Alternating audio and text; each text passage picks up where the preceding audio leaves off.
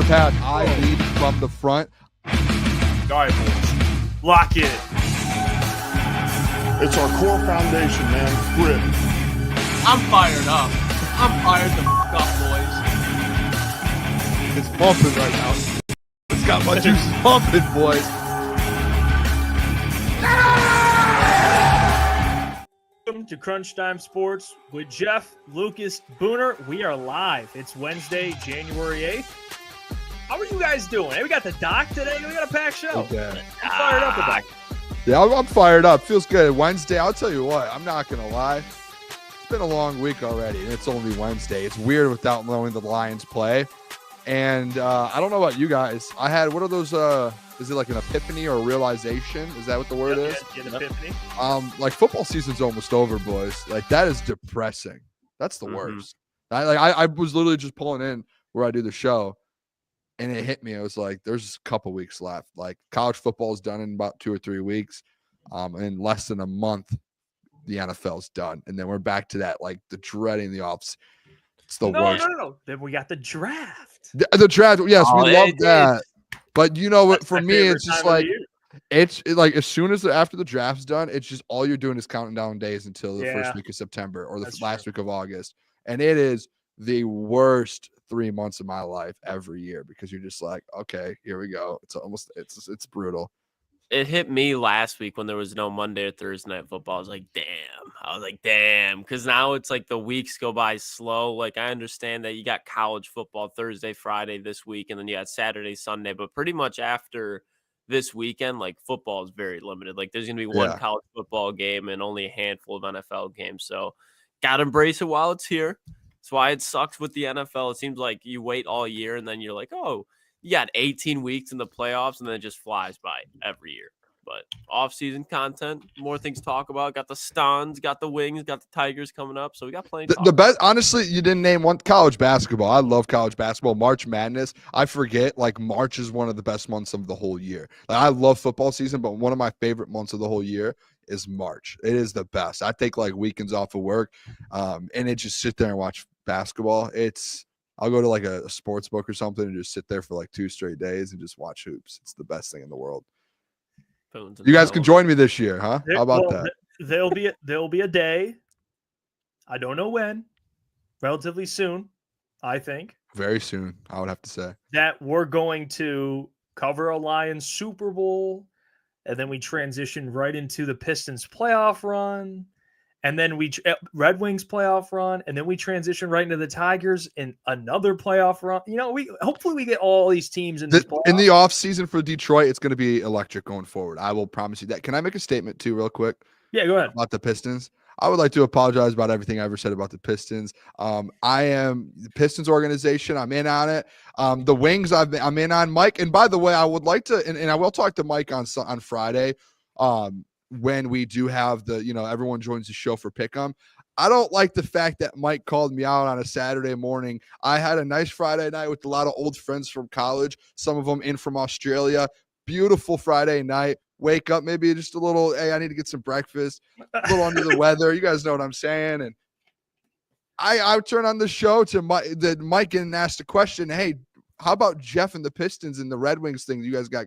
And all of a sudden it turns on to me. Like, I'm not the one who was all in on the Red Wings last year when you have Stevie By over here with Klotz and we have Jeff Iafrate, the Pistons guy that hates the Wings. I was the one that was in that foxhole that whole time with the Wings. But that's why he's upset. He's upset about that. But let me remind you guys all of something as well. Within the week of me saying, hey, they need to make a change or I'm out, he also said Red Wings are dead. I'm out on the Red Wings too. He said the exact same thing. So accountability has to be held on all levels here. And I had to hold Mike accountable. And we could talk Friday about it. And, no more slander from me. Because you know what I did today, boys? I put a nice wager on the Detroit Red Wings to make the playoffs. So I am all in. I put my money where my mouth is. And I'm in now for the Red Wings. I'm back on board. Can't take me off that. Back to the Pistons. I apologize to ownership. I apologize to everyone. No hard feelings. We're back on track. I said, hey, Trajan Langdon, I'm going to give you a chance to change this thing, turn this thing around. He brought in JB. JB's done a great job. Tom Gores, you have a pass right now in my book. You have a pass. Jeff's smiling over there, and I think he knows Trying to make the people happy. No. Go ahead. No, it's I don't good. wanna- man. I don't I wanna- just wanted to make a statement like, hey, we love the Pistons. Klotz, you got anything to say? Floor's No. yours. Hey, maybe I was a little wrong, but I don't think I was ever a hater, but realist with the Pistons. Like, we weren't going to go out there and act like they were going to win 40 games this year. Hefe, I believe you said 35. I want to say I said 28. So they're going to beat that, but I'm excited for them. I'm never going to be preying on the Pistons' downfall. I know, Jeff, you could be considered a slappy of the Pistons, if you will. I mean, Killian Hayes jersey. The roots for you, they're dug deep. So I'm happy for you. It's okay to be proven wrong. It's all right. And this year with the Pistons, I'll yet to see with the Red Wings. Okay, because it's been like week and a half, 2 weeks of good hockey, promising, but a playoff run still hard to get after. The Detroit Pistons got a chance at the play-in, could make the playoffs, but you know what? Everything in Detroit right now is on the up. So no reason to hate on anything. Happy times in Detroit, fellas. Happy times. Happy times. I mean, I could cry.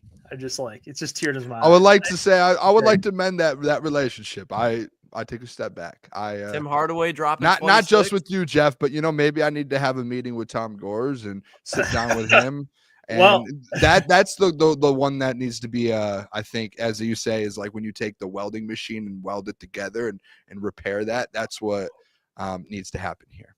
So, dude, hey, let me say this. go ahead. I said before, I said 35 and they flirt with the play-in. Oh, it's January 8th. There's stages. It's like when you're going to picking up a chick. You flirt and then you get, maybe you land the date. Hey, fellas, they got a date. They got a date. I'm telling you right now, they got a date. It's the playoffs. The minute they start, that's the date. Fuck flirting. We're going to second base. Okay, we're grabbing some boobies. Whatever you want to call it, that's where we're going tonight. All right. Bro, don't ever say that again.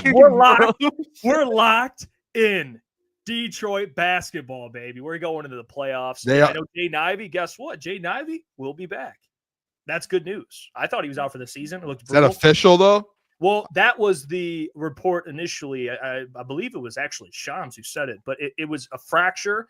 But apparently it wasn't like Aiden's. Like Aiden broke a clean break, both fibula and tibula. I think he fractured his fibula. It's like a month, and then they'll see where he's at. But a month, I mean, you got a couple months. So I think you'll see him at some point again this season, which is awesome, But hey, it's a good time, man. It's a good time. Hey, I've been wrong. Okay, we all have been wrong, but this take, I'm just happy I'm not wrong.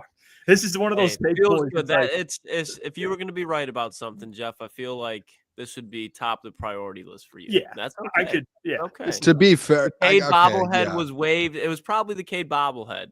The amount of times that thing was waved in the camera was ridiculous. Yeah. Do we? So, Klotz, and then this is really for just a discussion for me and you, because I'll say this: there's a lot of people who've covered the Pistons, and Jeff included in this, and there are people that we're friends with that cover the Pistons, who over the last few years, and I'll just be quite frank with you, Klotz, because me and you were at the same place. We're here now. We've heard this a lot.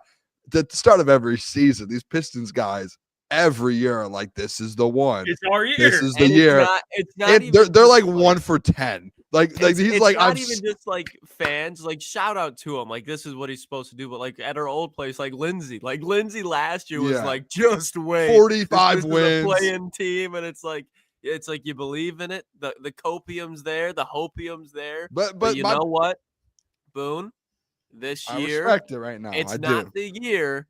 But you see finally a stepping stone, a place of direction. Last year was just like when it was just like with Monty, it was like throwing shit at a wall and see what stuck. And now it's like you can see some competence. There's something that you can take into account. Yeah, like you can didn't even have a Malik Beasley last my year. point though with it is, Jeff's like, I stood on business. Like I kept. You've stood on business for about 7 years now. You won for 7. So you gotta let him have, but you gotta. You can have the one. You can have the one. That's a backhanded compliment. Now let me do that. This is how we're gonna do this. Now let me talk.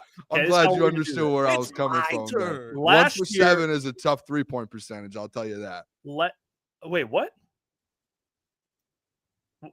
1 Okay, for 7 is a tough 3-point percentage comparing your 1 for 7 and Pistons. I'm just saying, take, Pistons guys every year, like, No. yeah, eventually I would Okay. hope that you guys would hit on the one take you guys say at the beginning of every Booner, let me- season. This is the year. I think they're going to get something done. It's like, yeah, I hope one year you guys are right with this one. Hold on. I really do. No, And I'm Booner, happy Booner, it's now. Since you know, how many wins did I predict last year? Go ahead. 30, 35, I think it was. I Wrong. remember. I said 20. No, you did not. Let's go clip it. Go get a clip and Go then ahead. we'll play it. I will. Because I remember on the Go show ahead. I was on, I was the We lowest were on a one. show. Yes, but the last year we were on different shows. I was the lowest one, I think, at the network last year, and I said 27. And I remember being like, am I the only one that's going to say in the 20s around here? And like everyone was going like 35, 30. And I was like, what's happening right now? Lindsay said 45. 30. Everyone was roughly around I don't 30. think you said 20. We I need to was clip in that. the 20s. It was Okay, 20 20 and in the 20s is so different. this Booner, the point is, this year was my highest win total I've ever predicted. I respect 35. that. I've never said 35. I've never said. I'm not I can going stand this take by win totals though. I'm just saying the energy and the what do I gotta do to impress you? What do I gotta do to impress you? This I went mean, from seriously. mending the relationship, Jeff, I'm wrong, to this is Jeff, on you know me. what? I'm wrong this time, but you've been wrong the last 6. Like, I that's know all this it was. guy loves when he's right, but when someone else is right, no, you he's can't. I'm giving you. deflecting so I hard, started he's off. We deflecting. shook You hands. didn't No, give me shit. You didn't I give me did. shit. I did. You I ju- did. Oh no. Hey, Booner, you were did, right. but you took it away, Boone. You took it yeah, away. yeah. Okay, you know what? I Yeah. apologize. Let's act like the last 16 years hasn't happened. You- Erase that. Men in Black. You know when they do the. Yeah. All right. This year's Chat's my witness. unbelievable. Chat, was that a backhanded compliment? Please, was that a backhanded compliment? No, come on. That was a backhanded. Okay, you let the chat Well, like, decide. it'll just smack chat. on the cheek, like, Yeah, good it was job, like, buddy. hey, good job, man. You missed listen, the last 8 predictions. The compliment, really, to be honest, the compliment was more so to what JB Bickerstaff is doing. I respect him for doing what he's been doing. He's doing a great job. I love that. And you know what? I'm excited. I'm excited to see what Trajan Langdon does with the roster in the offseason and in the trade deadline. Because we really haven't got to see much out of him because he came in the offseason. And like when he came in, it was just like it's basically his roster set. He brought Tim Hardaway and Tobias in. But that was like I felt like just moves that were going to be made no matter what.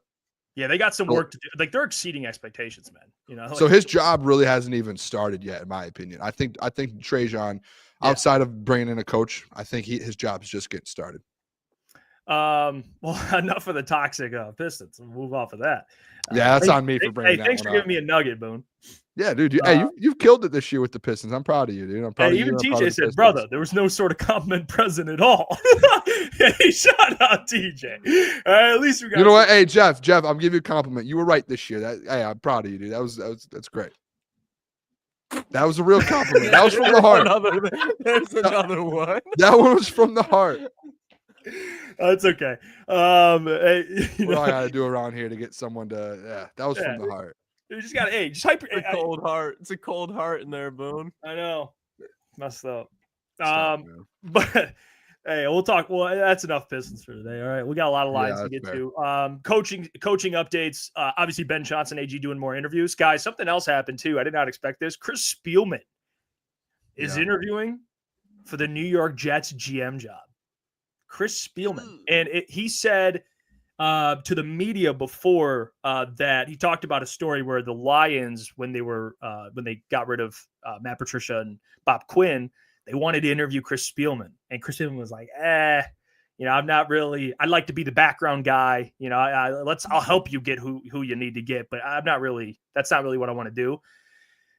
Maybe now he's interested. I also know this 33rd team, they actually were hired by the Jets to help them search for GM candidates. And Rick Spielman, his brother, is a part of it. Oh, okay. So that makes a lot of sense. There's inside information there. Not inside, but it's well-known information there. So I don't know if that is like Rick being like, hey, Chris, like just go through an interview and see how you like it or something. Or maybe there is interest. I don't know. But that was surprising. I saw that too. There will be more front office guys interviewed. I mean, they're going to try and pluck everyone around Brad Holmes away. Like, yeah, that's just how it's gonna happen. I'm shocked. Honestly, I think is it Ray Agnew? I think like Ray Agnew. I think I was talking with him a couple days ago about with my cousin about if Ben left to Jacksonville and they had that opening. Obviously, they didn't fire their GM, but if he goes somewhere and a GM's open, that he would bring Ray Agnew with him because he's been, he was in LA and now he's here and he's had success with Brad everywhere. So like, I'm shocked he hasn't had an interview request. He hasn't been interviewed for anything. The only one really I think has been Chris Spielman, and I think Chris, honestly, he's a big part of what happened. I think he was a part of the process of bringing Dan and Brad Holmes in, and he's been like a huge part with them and helping them out. So I do think that would be that'd be a good get for anyone, honestly. Chris Spielman would do a good job, I feel like. I don't know if he would get it. There's like a long list of New York Jets. Oh, they're interviewing everyone. There's like 20 people on the list I saw. So I mean, I'm not going to sit up here and be like, yeah, he's going to get the job. Like more than likely he won't. But if for the odd chance he does, I think that'd be it sucks for us losing Chris Spielman if he did leave because he does a lot. I've seen like the behind the scenes and we've seen the videos. I don't know if you guys have watched anything with Chris Spielman over the last year. Who did he do a show with? I can't remember. It might have been like part of my take or something. He did something with someone and it was like, well, he did the 33rd team. He did a show with Rick. Oh, he did that. And then I think he did another one. He's done a couple things in the last year. And every time I see him and he talks about what he does in Detroit, like it's so like he is a pretty big piece of what goes on in the front office and even like coaching too. He's going through plays and playbook. Like he's doing everything. I think he weighs in on players too. Like I think he had an influence, not like he was the reason, but I think he weighed in on like Brian Branch, Jack Campbell. He sits in on all of the defensive meetings with AG. Like he's like, I do all of that. Like he's like, I want to be involved. So like how big of a piece in his voice in that building, like what it means, especially it being Chris Spielman of anyone. Like, so that would be a tough loss. I hope he stays. I don't see him getting the Jets job. Like you said, he's kind of more behind the scenes guy where it's like he just wants to, and especially him being in Detroit where he played. Like it just seems like he's in a perfect spot for his career right now. But everyone, a GM jobs, that's one of the most. It's like a head coaching position. It's a pretty prestigious job in the NFL. There's only 32 of them. I think Chris Spielman would be a phenomenal GM. I don't know what it is about him, but something like if he were to be a GM, I feel like he'd have the philosophy of like a John Lynch. They both played in the same era, both very good players. Chris Spielman, I don't know if he's in Canton, but he's a Canton type of player if you just look at his career. But you can tell he's somebody that the Jets, what do they need? Somebody to shake the culture up, somebody to get a actual presence in there to hold accountability, not only to the players, but the coaches as well. Because if you had a head coach acting like Robert Saleh, just the way he bent over to Aaron Rodgers, like it was the Aaron Rodgers Jets over the last 2 years. It wasn't the New York Jets. So I think Chris Spielman's what they need. But I think Chris Spielman, I think he just loves the position he's in. He knows what Detroit's all about. I don't see him leaving, but I think he'd be a phenomenal GM. Like I feel like he has a very good feel on where the game's at in 2024. Yeah, I mean, and for AG, and this is on Pride of Detroit, they covered it all here and kind of put some of the interviews. But Aaron Glenn, look at all the teams now. You have official list. He's already been requested to interview Raiders and Patriots. So Aaron Glenn, one of the hottest candidates right now, along with Ben Johnson. Ben Johnson, he's a little more picky, but still Bears, Patriots, Jags, Raiders, Jets. So 4 for him and 6 for AG. Well, That's Jets not expected to be interested. Yeah, I mean, so fair, 4 and 6, like. Yeah, that's a lot. That's a lot for both of them. And the AG is getting a lot of. I bet Tom Brady's gonna pitch his ass off to Ben Johnson. Yeah, like he's gonna do everything in his power. But I saw a report too, and it was from I forgot the outlet. It might have been Adam Schefter, but someone put it out. Maybe it wasn't, but it's like being rumored that organizations that keep that. Certain organizations that have head coaching openings, and I mean, you could probably go through them and find out who they are, but they're going to struggle to get head coaches because they kept their GM. Like that's like the big thing going around. Is there's 2 open GM spots right now. That's the big thing. Is like when you clear house, dude, you clear house. Like that's how that works typically. You don't keep Tom Telesco and with the Raiders. Like what the hell is he done? I mean, drafted Brock Bowers, awesome, but like. We knew Brock Bowers was the best tight end coming. I do feel like didn't Tom Telesco come in last year? He was with the Chargers previously. Yeah, I think that one's a tough one to get rid of because I don't know. Like the one for me is what's his name over in Jacksonville. That's the worst. That's the one for me. It's like he's been places, he's done well. Like other guy, like for me, like the Jets, like you had to move on from everyone. Like that was what like a whole like. But I'm with you. The Chicago one with Poles, that's more so. I mean, you can make an argument Poles is starting to put some pieces together, but overall, I still think like that's what place you clean house. But yeah, And I'm he with didn't you. get to hire his own head coach either. Right. Yes. And so, I mean, for me, it's like, yeah, I would probably let go of a GM and say, hey, let's bring new ones in. Like for Ben Johnson, like that's one of his things. Like, again, he probably wants to bring a guy like Ray Agnew in. Like that's probably his thought process. So who right now has an opening in GM? Is it New York? And then there's one other team. I don't even know who the other team is. It might not even be a team that got rid of their head coach. Well, I'm trying to think. The Saints kept their GM. So that's another one. The Patriots keep theirs. I believe so. I don't know. I even know who their GM is, to be honest. Yeah, I don't know. Because it was Bill Belichick for so long. Yeah. I don't know. Like that's the problem. You have and like, again, the fact that Giants, like, oh my God. There's just so many teams. I'm shocked, honestly. I said they did keep their GM, the Patriots. Yeah, I thought there was going to be more head coaching openings. And then with that comes like, hey, more GM openings. And you're sitting there and you're looking at it and you're like, what are some of these owners doing? What are these owners doing? Oh, the Tennessee Titans. Okay, yes, they kept their head coach, fired their GM. And that GM just got the job too recently. That was pretty crazy. When they fired Vrabel, he took over. They fired everyone. I think he took over. And now he's already out. That's a crazy one too. Jeez. Yeah, it's I know Ian Rappaport, he's already talking. He already went on something. I don't know. I think it was what's his name? I'm just blanking. Patrick McAfee? No. David Patrick, or what the hell's Patrick Beck David? No. We just hit the David. No, what's his name? Why am I blanking on this? I mean, dude, you got to look this up or something. Type Patrick into your search bar. Dan Patrick? Dan Patrick. Oh my gosh, you didn't know Dan Patrick? You guys didn't know. I said I was thinking of first name Patrick. Said Patrick Bet.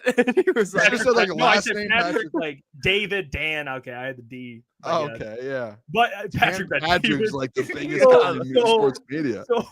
So Ian Rappaport. Like being like, that rich guy. Talking politics. Yeah, they're talking politics.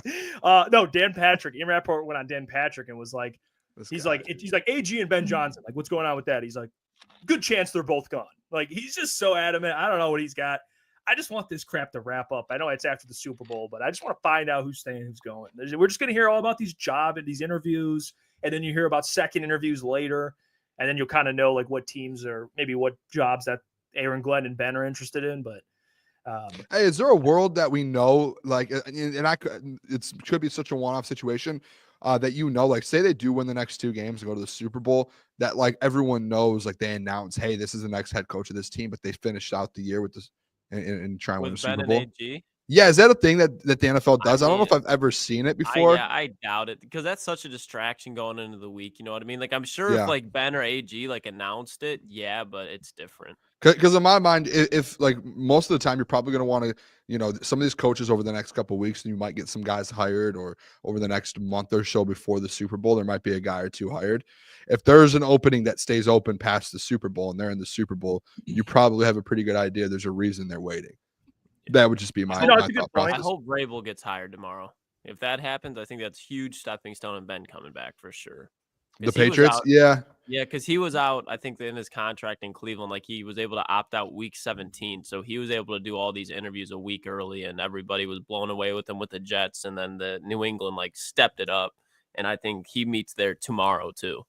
So I think they're going to still do Ben's interview, and AG. Does AG have a Patriots interview? Do you guys know? Yeah, they've requested them. They've requested. I'm sure they're going to go through everyone's interview still, but I'm with you, Klotz. I would say like 80% chance Mike Vrabel gets that job. Midwest. That'd be my guess. Midwest Kid says, bias aside, you really don't think Chicago has a chance for Ben? I think they still do. I think they do. Yeah. I wouldn't rule them out. It's hard to rule them out. It doesn't make sense to me. Like, I actually saw a Chicago beat writer boys today posted, and he's actually pretty big. I don't know his name. I don't even know if he's a Chicago guy, but he's like a big NFL guy. And he said his sources are telling him that with Ben, like the one thing that they want to do is just sit him and Ryan Poles in a room and just see if they hit it off. And if they hit it off, that's a done deal. And he said that's the thing with the difference between Ryan Poles and, I keep forgetting the guy's name in Jacksonville. Trent Baalke. There's a 90% chance he's not going to hit it off with Trent Baalke. There's like 90% chance. I And think he said Trent's just Yeah. an old like. and he said with Ryan Poles, he said there's a pretty good chance they sit down, they get on the same page, and he was saying like their sources are, and the team believes if they get Ben and Ryan Poles sitting down together, that they'll make it like a done deal. So that's crazy to me. Like I just saw that probably a couple hours ago, and I was like, okay, that's not good news for the Lions and for us, but makes sense. Like if you do think about it, that does make a lot more sense. It's dead to me if he goes there. Ben Johnson stays Should be with dead to their division everyone. and goes to the Chicago Bears. He's dead to me.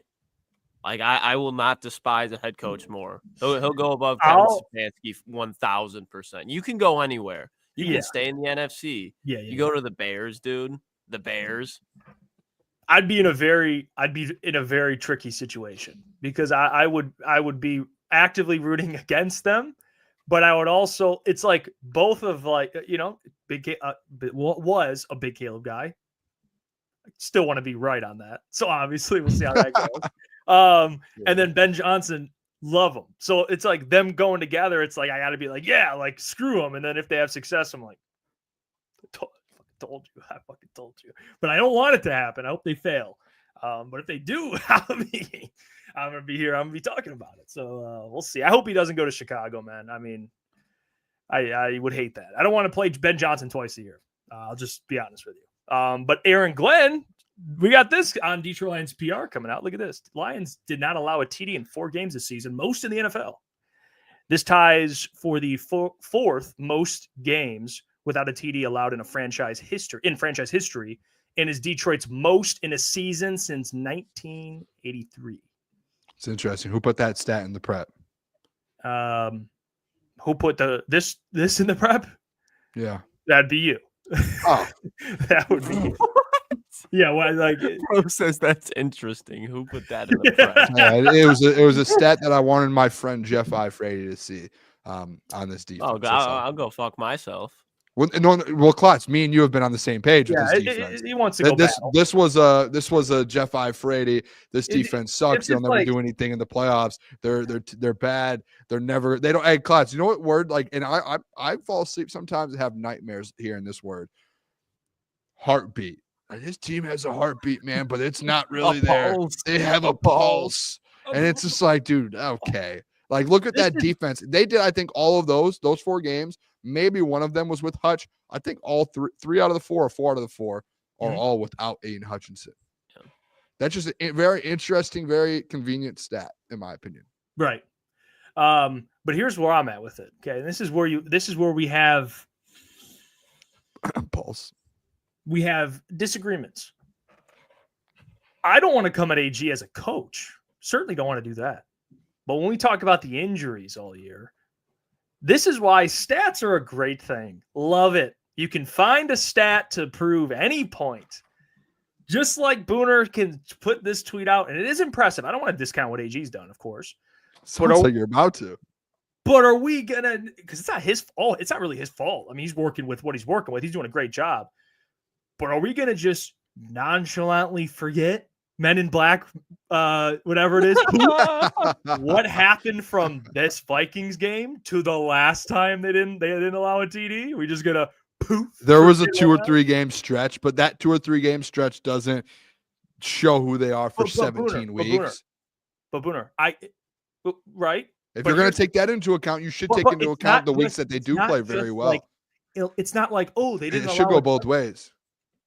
It's not that they went from not allowing a touchdown to, they allowed 2 touchdowns. They were last in every defensive category. For 2 weeks. A 2-week span. 2 weeks. Oh, all right. We could say 3 weeks. Sorry, we can make it 3 weeks. He's up in hey, Klotz, maybe it's 4 weeks. No, it was 3 weeks. 3 weeks in a 17-game year or season. Okay. But all right, if you want to take that 3-game stretch and you want to say, hey, this is what their defense is really about because of this 3-game stretch. All right, what about the 4-game stretch where they didn't allow a touchdown? Or 4 games this year they did. I'm just throwing it out there. We have a bigger sample size. We have 4 games. You have 3. We have 4 games not allowing a touchdown. You have 3 have given up a lot. We have the bigger sample size on our end. That's math. Add that up, Iafrate. Take that for stats. Take that for data. Take that for data. 3. Let's look. Okay. He's really thinking right now. He hasn't No, said no, anything. I'm His waiting for you brain's to finish. calculating everything. I'm trying to be polite. I'm trying to let you finish. Okay, sorry. I apologize. Thank you. Who was it against? The Minnesota Vikings didn't allow a touchdown. Okay. A top 10 offense. Okay. The one you're hanging your head on is the Bills, which I've agreed with you that, hey, the Bills is a wait. contending Is that a team. team you'll face in the Super Bowl? Yes, it is. But like again, we're acting like they just can't. Their defense just like you're like being like, hey, there's a small pulse, but it's not really there. But I'm just it's saying, like a baby's pulse. It's like dude, they have shown you defensively what they can do. I feel like Easy's on our side here. You just pulled that up, and that was supposed to be for the side. The Cowboys is your example? It was the Cowboys, Titans, Jags, and Vikings, I believe. Vikings. Well, you have one example versus the Bills. That's all you have. But is that not like it's a big listen, Jeff? It is a thing where it's like, yeah. I don't want to discredit it, but like, no. See, they're gonna win it all because of that. Okay, Jeff. No. Here, hold on. Listen, hold on. Okay, go ahead. I'll let you go. I said after the Bills game, the biggest worry there, and yes, there is a worry defensively versus a team like the Bills. It's because of the quarterback. That was the first time you've gone up in a legit MVP candidate and quarterback like that. That's the problem. I don't think it's defensively. This whole defense, man, they're not going to be able to stop anyone. Like, no, they have shown throughout the year when AG can get a great scheme together, even though he doesn't have the players, they can get stops. They went on a 12-quarter stretch without giving up a touchdown. It might have even been more than that. I could be wrong with 12. It could have been 12. It could have been 15. I think, okay, 12. What is that? What's 12 divided by 4, Jeff? That's 3. Right? That's essentially, it's not 3 games because it was in between different games. They essentially went 3 straight games without giving up a touchdown. That's impressive.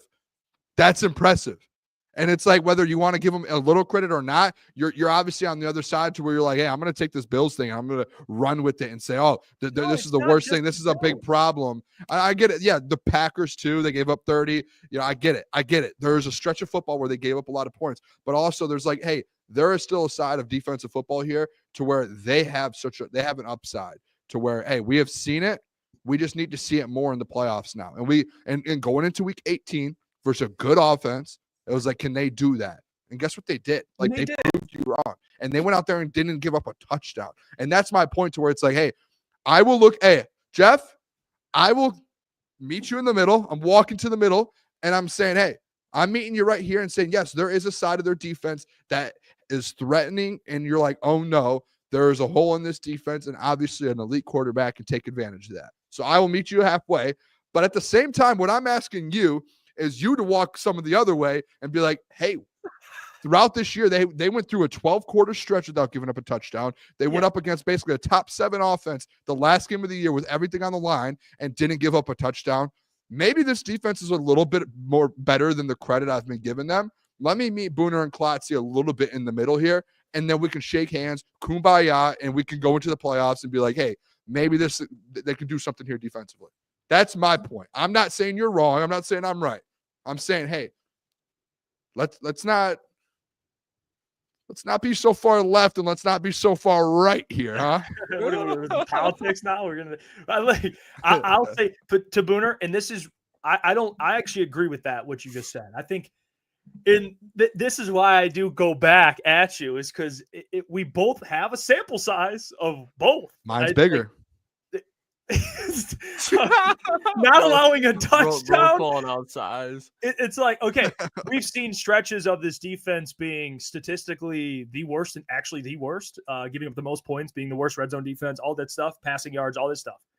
But then we've seen a stretch of games, to your point, where they don't allow a touchdown, so we're kind of at this point in time, and the playoffs started, by the way, where we don't have a definitive answer of what defense we're going to get in the playoffs. That's where I'm at. I don't think you're wrong. If someone tells me, no, Jeff, they're going to get what you just saw in the playoffs. No, you don't know that.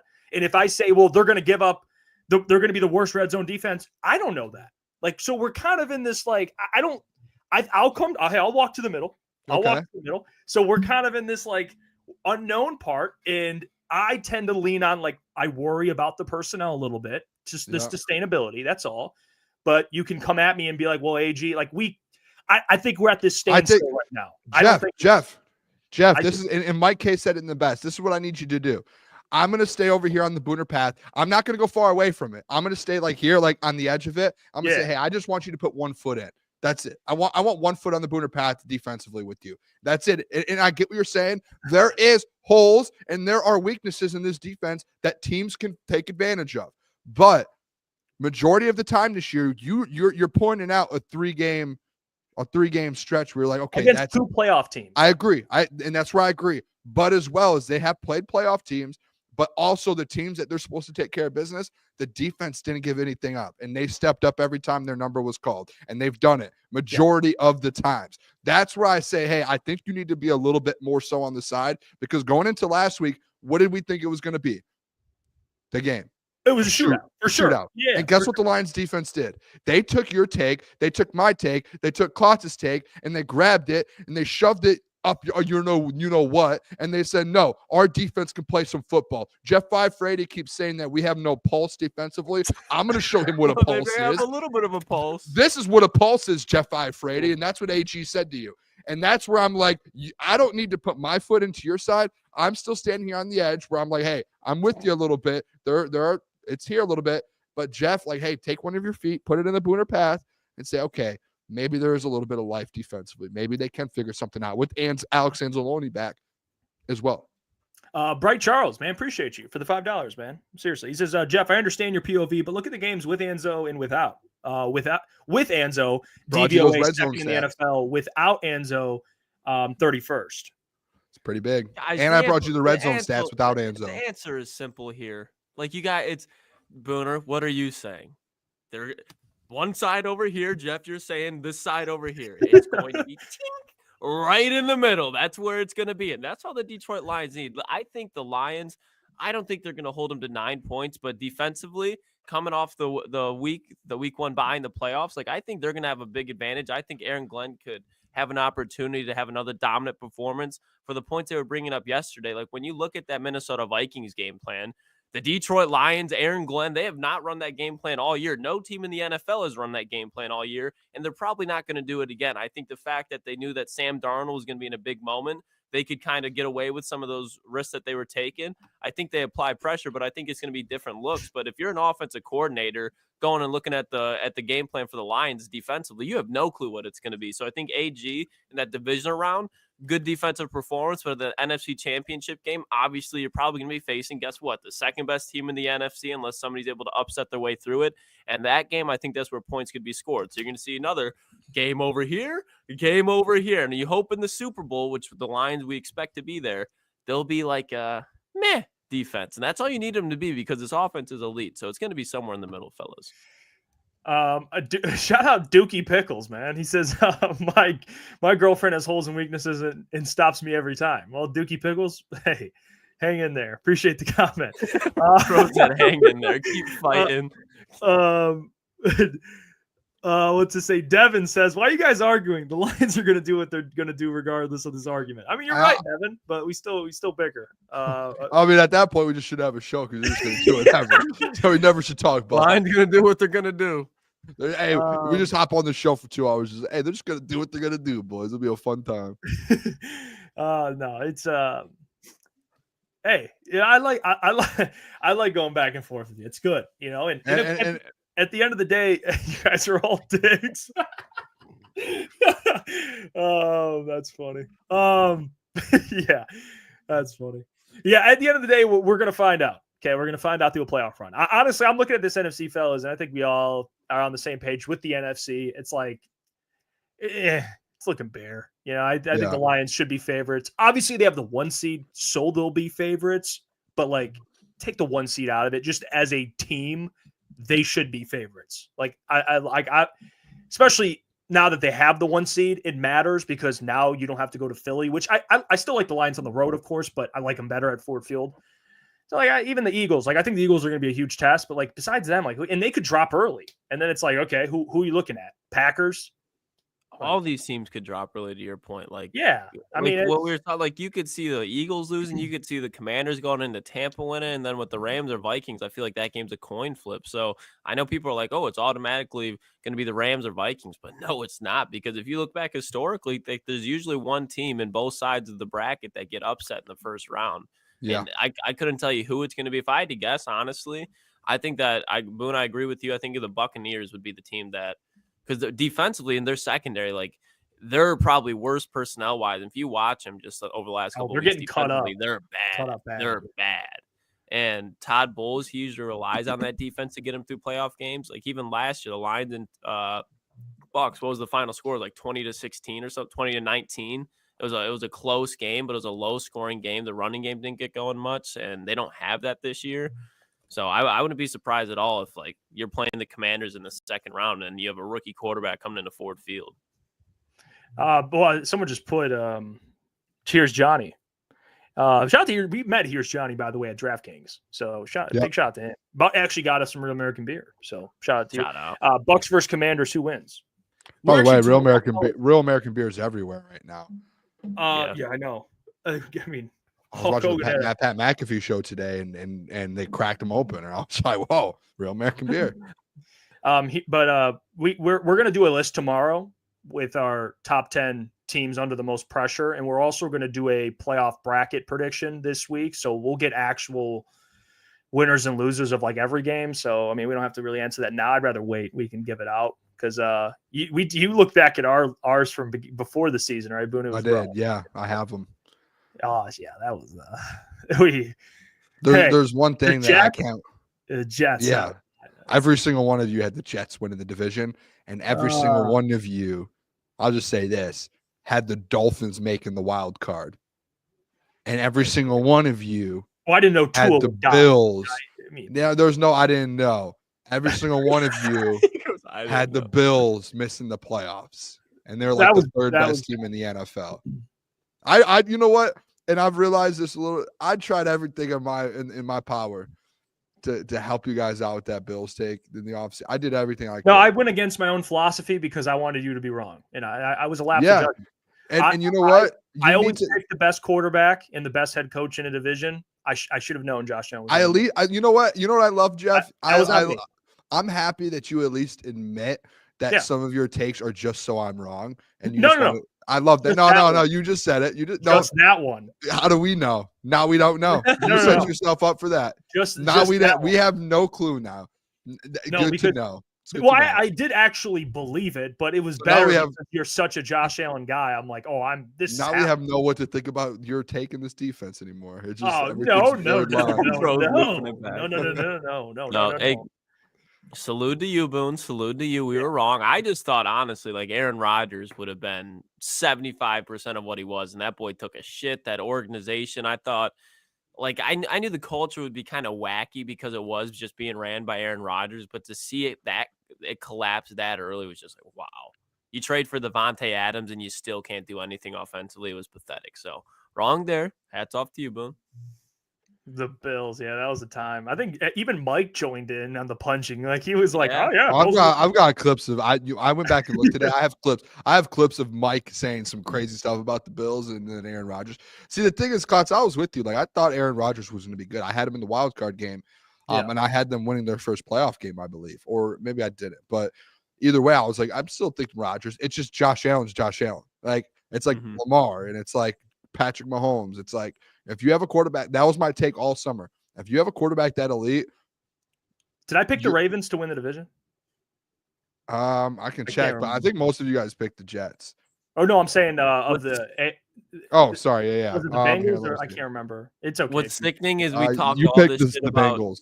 Josh Allen and the Bills, and it's always been the Joe Burrow and Josh Allen argument, and the argument that we said would happen to Josh Allen happened to Joe Burrow.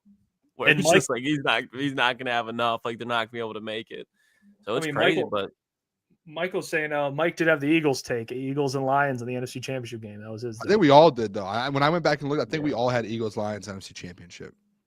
All right, well then, fuck Mike then. I know. I'm just saying. I watched it all back. What's up with you today, huh? No, listen. I Booner go gets do all my the research. credit. I do my research. This is not me taking credit. I had said early on in the year, like February, hey, there has never been a back-to-back winner in the NFC East. And then all the boys, when I went back and looked at that, that was why I switched to the Eagles. Mike switched to the Eagles, and then all of the boys had Eagles Lions in their. Hold on, no, you're not gonna say we tailed you. Basically, I brought the take. I brought he spins the whole thing. It's like hey, you guys. I do my research and know there's no respect for research these days. The Booner I picked the Cowboys to miss the playoffs. That was like I respect that. That's so me too. Guess who didn't have the Cowboys in there too? He's like, I said the Cowboys would have a top 5 pick. That's what he's gonna say. I mean, I just don't know what we're doing here, man. I'm trying to figure it out too. I mean, this guy. I had went and got stats like in February when we first started the show and said there's never been a back-to-back winner in the NFC East since like 2002. Yeah, and it's cute. It's really cute. So that was why I switched to the Eagles. But we all had the Eagles too. Yeah, you guys. That's what I was saying. You guys all did. I was just saying, hey, the reason I did it was because of that. I went and got the stats. Now he says, you see how he changed it, Clancy? He said, I love how Jeff's like, I told by the way, that, and you all picked the 30. Jeff's like, I'm the one that didn't pick the Cowboys to make the playoffs. I'm pretty sure not one person picked the Cowboys on our show. I'm pretty sure. For what? Remember, we had our bold takes. I brought that to the table first. I put my nuts on the table. You did. What was my bold take in the playoffs? After, I'm Booner. After I said what was my bold take? Yeah, a week later, you said what was have your a bold top 5 pick? Washington Commanders wild card. That was a good one. That was after I said the command. No, I'm just kidding. All right, let's bring that was not. That was okay. And we got through that whole segment without bringing up my Colts. That was a W. I stayed. No, we're doing a whole segment. We're doing a whole segment tomorrow, looking back. I know. So that Colts is coming up, Klotzy. Yeah. But let's. We got our guest on today. Of course, it's Wednesday, so that means the Doc joins the program. You guys know who it is. He always joins when the boys are bickering, so that's always good. Brought to you guys, as always, by BetUS. Please welcome the publisher of Detroit Lions on Sports Illustrated. Check it out. All your Detroit Lions news, best in the city. John Maakaron, a.k.a. the Doc. What's going on, John Maakaron? I am loving the bye week. Oh, my God. Let me tell you something. The whole media – listen, I didn't book a trip to L.A. once it was determined the loser was going to go to L.A. I was like, no, I'm going to manifest. I told my wife, please pray that the Lions win this game. I don't want to travel. I told you guys the Lions were going to win, and there was nobody happier than me and the media when the Lions won that game. I'm staying home for January, baby. I got one trip booked, flight and hotel, and that's to New Orleans, and I want to go. This Detroit Lions football team is ready, and I can't wait for the postseason. Hey, Doc, I mean, this guy. We were talking to Corey yesterday. And I don't know how much sleep you got on Sunday. You probably didn't get any, knowing how late you guys are all working. What'd you make of the Lions and that performance from Aaron Glenn? Defense not allowing a touchdown. You were there. What were your opinions of the game before and then after how it looked? Yeah, well, I picked the Lions to win 30-27, so I was close. I thought it was going to be a race to 30, and the Lions in that first half, it was like, whoa, the pressure mounted. The air was thick, right? Both teams were feeling each other out. We're trying to get into the game. And then I thought that the Vikings blinked first. They had red zone opportunities. They didn't capitalize. And then the Lions, eventually, I think they got their legs under them. They got their confidence. Once, the Vikings blinked and gave us those extra 3 points at the end of the half, I thought, okay, that's good. That's a good sign. And then I just thought that Darnold not capitalizing in the red zone, that sometimes can cost you. And the Lions defense shut everybody up. That game plan was legit NFL caliber by a defensive coordinator that really brought it. Played cover 0. Taking the safety out of the middle was unbelievable. Was looking at it like, wow, they adapted to what they needed to do. They pressured Sam Darnold at a 66% clip. They made his life miserable. And I just think that it was great that, I'm glad that I and my staff, we all picked the Lions to win, as opposed to some of the national media who have no clue what they're looking at. Maybe they were looking at numbers, or maybe they felt like the Lions defense wasn't going to step up. I just felt like the defense needed to make a couple plays. They made a lot of plays. And guess what, guys? The MVP of the game, Amik Robertson, I sat down with him for a podcast for an hour, 40 minutes or so. It comes out tomorrow. And let me tell you, once I got to see how he conducted himself in the locker room, there was no way this year would go by without me dialing him up for a podcast conversation. He's as advertised. He's thorough. He's energetic. He talks about the game. He talks about the game plan.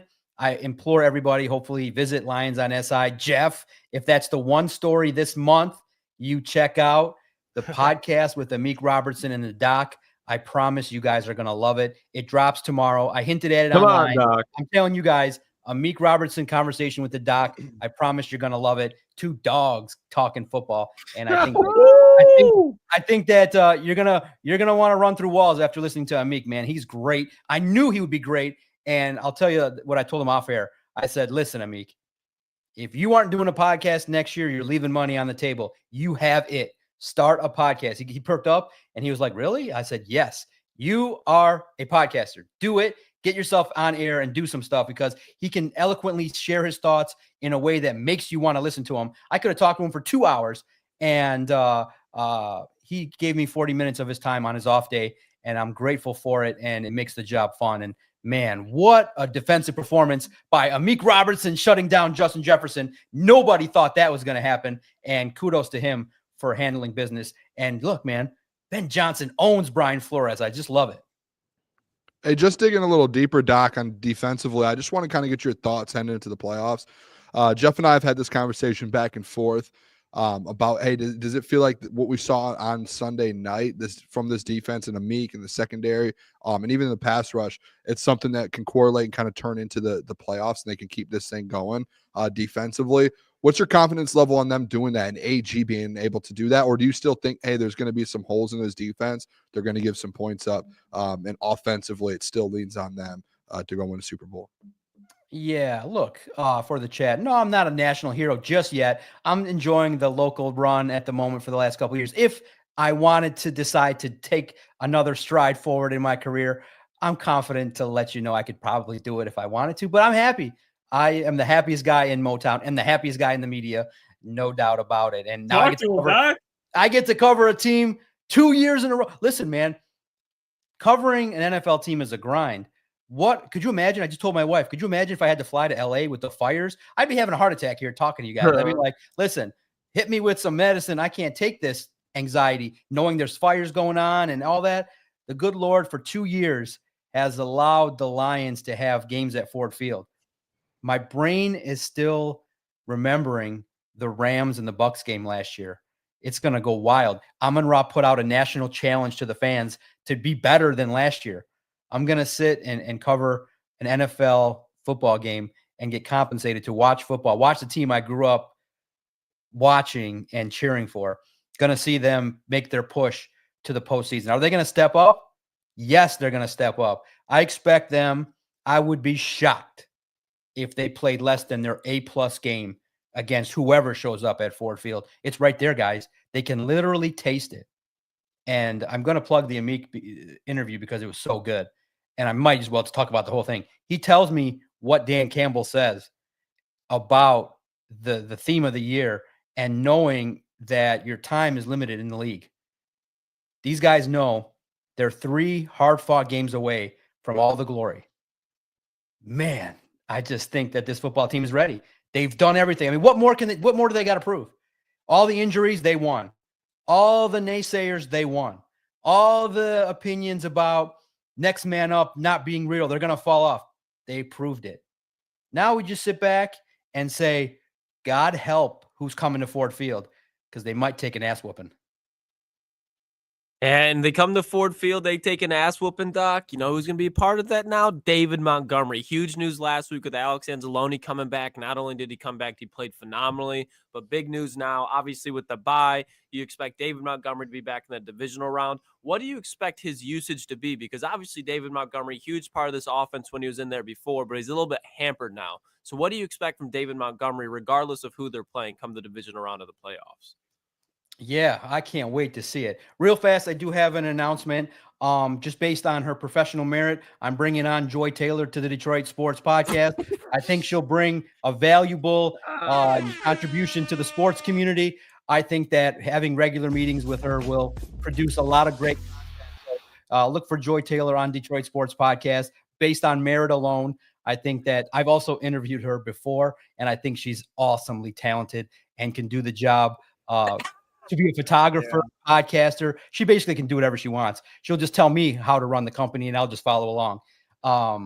But in the end, David Montgomery, I think Hell of a transition, Doc, but the perfect, well, maybe we'll talk about it if you ask, but the perfect compliment to Jahmyr Gibbs. I'm so curious how this is going to go now with David back, because Jahmyr's a Ferrari. He's just somebody that, in my opinion, can lead this offense. You saw the jolt that he brought. I think that the opportunity now to mix in David Montgomery, those tough yards you guys saw in the red zone, those yards get a little tougher. David Montgomery, I think that, you want to be careful with the knee. You want to kind of have him go right through the line, not too many cuts. But, man, if he's healthy and he's ready to go, just like Alex Anzalone, you let him loose. And if he's comfortable, if he's cleared to go, you let him go. But I think that you got to pay attention to Jahmyr Gibbs and give him more of the workload, because, man, was he awesome these last couple of games. 4 touchdowns against the Vikings.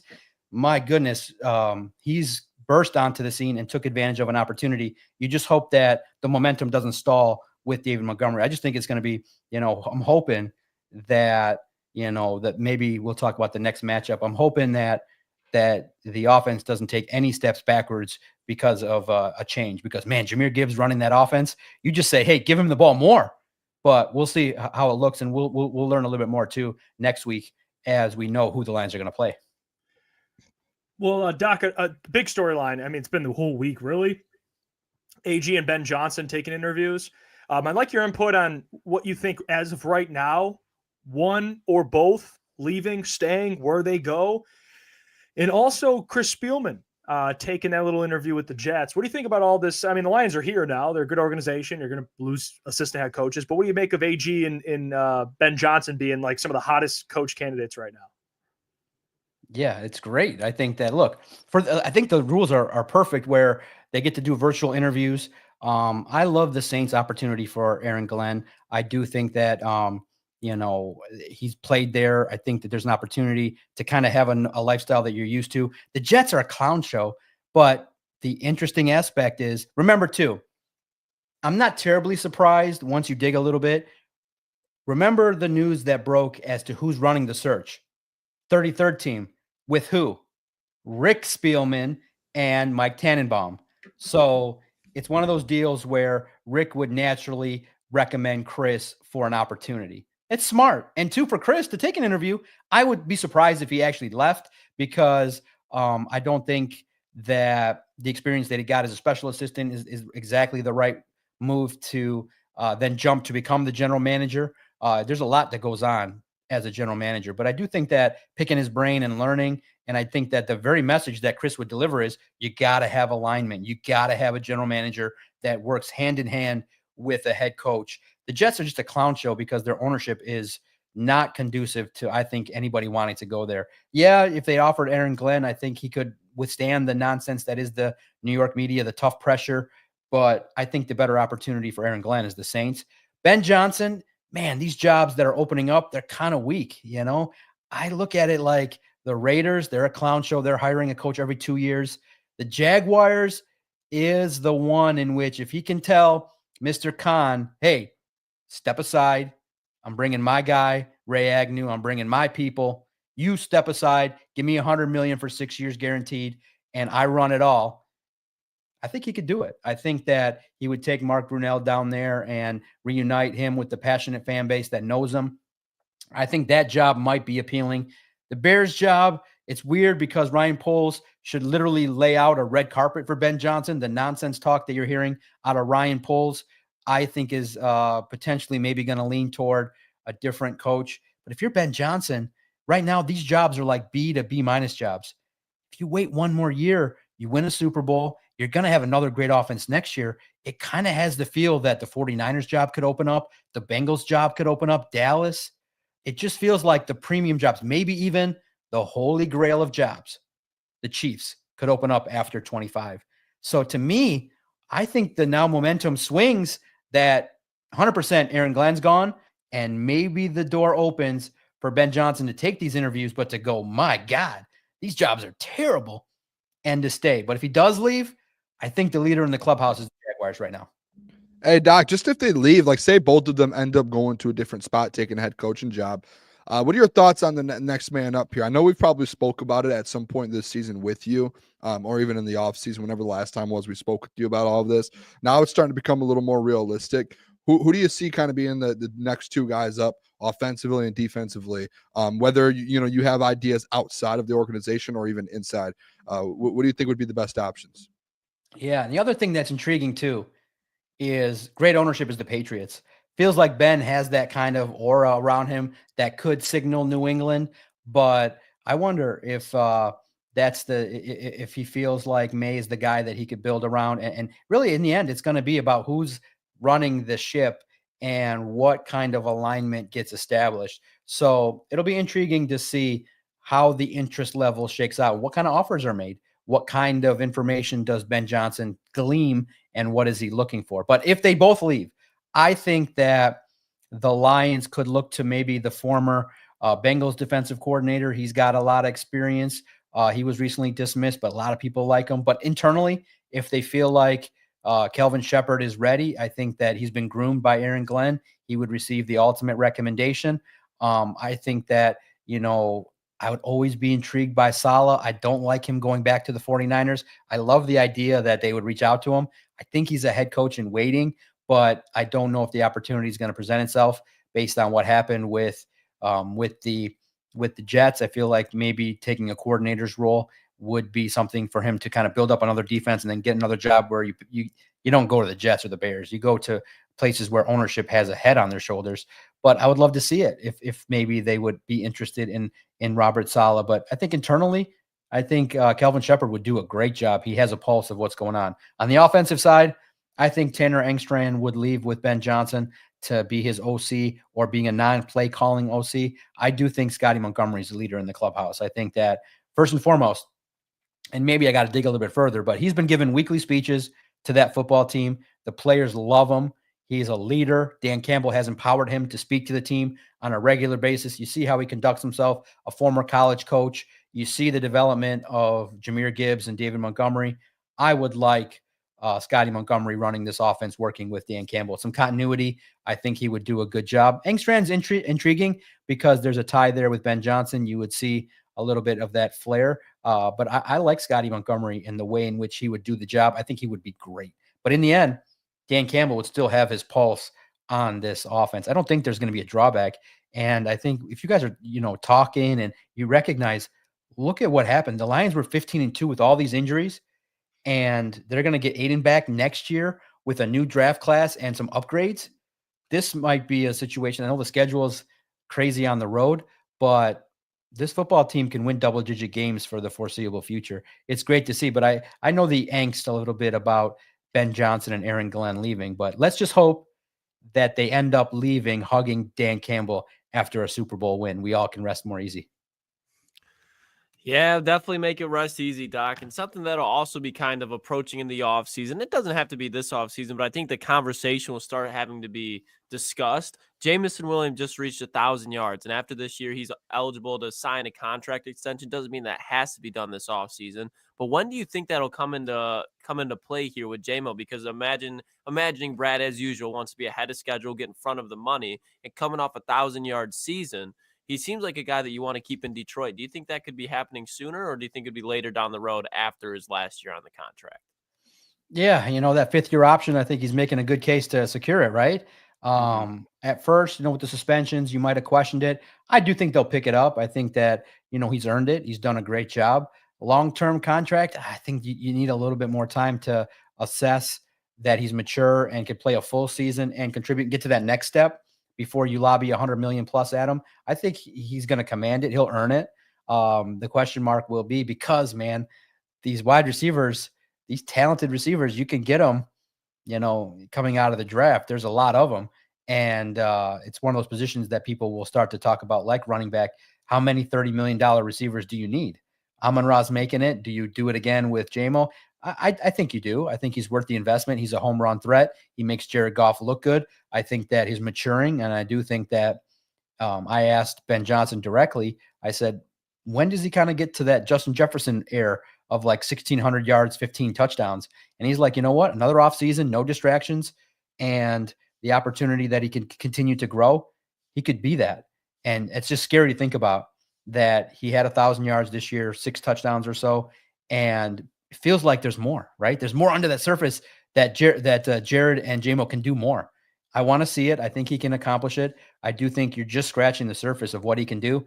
I do think the Lions are a good place for him to develop in the context of good coaches and Antoine Randall and the players on the team to help him continue to grow to that next level, man. It was good to see. Remember, the only goal that Dan Campbell had for him was be a reliable 2. And he's done that. And he's matured, and he's also an X factor that can help this football team win a Super Bowl this year. Well, a big part of the storyline from Sunday, Doc, is Coach of the Year, and we had the discussion on the pregame, and we talked about it again in the postgame. You think Dan locked it up? Because on most sports books, Kevin O'Connell's still favored to win Coach of the Year. Where are you at with that? If Kevin O'Connell wins, it's crazy knowing that he got outcoached by Dan Campbell. That would be crazy. I would be surprised if Dan Campbell doesn't win it. 15-2, knowing that the bye week was in week 5, 3 months. All the injuries that they weathered. I thought that Dan Campbell really planted his flag with the game plan that was put together against the Vikings to switch up defensively, to blitz at that high of a rate, to force Darnold into some pressure throws, the ability to ramp the pressure up at the right time. And I just felt like in the biggest of big games in front of 28 million people, you not only beat your rival, you ended up pulling away in the second half. That's coaching. That's adjustments. That's, hey, putting your guys in the right position at the right times to succeed and to throttle it up at the right time. And Dan Campbell just had all the answers. Whenever there was an issue, whenever there was a fire, we fanned the flames, talked about it. It never swayed this football team from winning. 15-2, franchise records, guys, 4 offensive records, franchise records set based on the production. What was it that Booner saw? The over 200-point differential in scoring more than your opponent. All the touchdowns, all the yards, the production that they had, the growth that they had from Jahmyr Gibbs and Jamison Williams. If you sit there and tell me that Dan Campbell is not the Coach of the Year, then that award becomes officially debunked right away. It's devalued. The only guy that needs to be having it this year is Dan Campbell. Andy Reid, you can make the case, but he has talent. He has the all-world quarterback. I think collectively, with everything that you see on the table with the injuries, most people would not have thought 2 losses when you lost Aiden Hutchinson. That was crazy. Most people thought, the losses are going to pile up. Only other loss, 1 loss with Aiden Hutchinson gone. That's crazy. Coach of the Year, Motor City Dan Campbell. Love that, Doc. Hey, I got him yesterday. It was plus 300 still, probably even high. They might have got like plus 350. I can't remember the exact number for him right now. He's not even the favorite. So I don't know if you're allowed to bet, Doc. I'm guessing probably no, but if you are, go snag that. I do want to bring this up though. This has been a split conversation, I feel like, here in Detroit on whether, what teams Lions fans would rather play. The Vikings, obviously, just playing them last week, or the Rams with the whole Stafford thing. Where are you at with that? What matchup would you rather see? I guess in 2 different aspects. One, which one do you think they would match up better? I mean, they beat them both this year. Who do you think that they would, match up better in the playoffs? And then also just personally, which matchup would you rather see, the whole Sam Darnold thing or the Stafford returning to Detroit for the 3rd time in a calendar year, essentially? Yeah, no, very good. Very good question. Yeah, I'm allowed to gamble. Of course, we have a gambling expert as well on our site that gives out picks. I think he went 10-6 this year, or 10-7. He had a good run last year as well, a little bit better last year than this year. But yeah, I don't do parlays because that's a sucker's bet. I'm easily just player prop bets, and anytime touchdown scorers. I liked the opportunity there to kind of sprinkle in a little bit of money, small money. Winning gambler I am. I have a nice, healthy bankroll, and I gamble responsibly like everybody else. Yes, Doc. Yeah, and I am. No. I don't want to toot my own horn. I'm a good poker player. I can play No Limit Hold'em, Pot Limit Omaha. Those two games, round by round, I'm a winning player. I have a small tournament cash history. When my younger days, when I was more free time, I'd go out to the casino and play some tournaments. Limit Hold'em is my best game where you don't have to shove all in. Patience is key and reading people. I love cards, man. Cards are fun.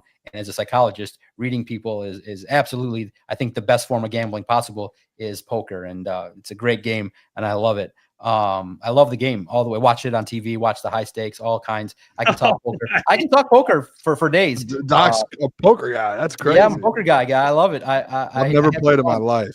It's a great game, man. It's a fun opportunity. I'm not playing with Doc. I'm torn. It's a great question, man. I'm torn because as a psychologist, as a sports website, running a sports website, I want the biggest story. I think the biggest story is Kirby Joseph dropping the fake true F Matthew Stafford on his Instagram. That would be good topics to kind of revisit in terms of the dirty player, all that kind of stuff, to revisit that. But in terms of competitively, I also have interest in the Commanders. I think that a young rookie coming in would have some nerves, would feel the pressure at Ford Field. I think the Lions getting advanced past Washington would be key. The winner of most likely, Dan Campbell said he feels like it's going to go chalk in the division, in the wild card round, and he thinks that the Rams are going to lose to the Vikings. He told Kevin O'Connell, "I'll see you in 2 weeks," kind of hinting that he maybe feels like the lowest seed that's going to eventually evolve is going to be the Vikings. Vikings seems like it's going to be another game where you could dominate and have success. So I want to see that. I want to see an NFC title game for the chance to go to the Super Bowl. So, but bottom line, if you're going to ask me, I have to go with what's best for business. Best for business is the Rams. Interest, beating Stafford is always fun. Talking to Kirby Joseph about not being a dirty player, again, is always fun. The Jared narrative is always there to lean on. And Matthew Stafford coming to town and ending his season just makes me happy because, again, we got the real quarterback. We got the real winner in Jared Goff, and Matthew Stafford ending his season for 2 years in a row would be sweet. Yeah, that would make my heart happy, Doc. Although I do not want to see the Rams at all in the playoffs. That's the team that scares me the most in the NFC. So if you're able to get the Commanders, like you're saying, in that second round, I would be completely content with that. But now talking about playoffs, something that really hasn't been talked about much, and it's not really for the best reasons. I brought up J-Mo and a contract extension, but somebody that we haven't seen much of, and I think at this point it is disappointing because he's not even active, but people in the chat were even talking about it, Doc. Broderick Martin. I mean, we see all the injuries to the defensive line, but we've yet to see Broderick Martin out there, even just dressed in pads, like he's out there in his civilians. What's the deal with Broderick Martin? Is there an injury going on, or what do you think the case is with him? Because at this point, I think we'd at least expect him to dress on the sideline during these games with all these injuries happening. Does he stink, Doc? Does he stink? I know it's interesting. I got the same response that when the inactive list comes out, it's basically, man, Emmanuel Mosley was a whiff, and Broderick Martin, what's going on? Look, Emmanuel Mosley tried his hardest. An illness now put him back on IR. It's unfortunate. It just maybe is looking like that signing's not going to work out in his favor. Broderick Martin, look, he was raw when he was drafted, okay? And him and Manu are two of the players that they felt like were going to be projects.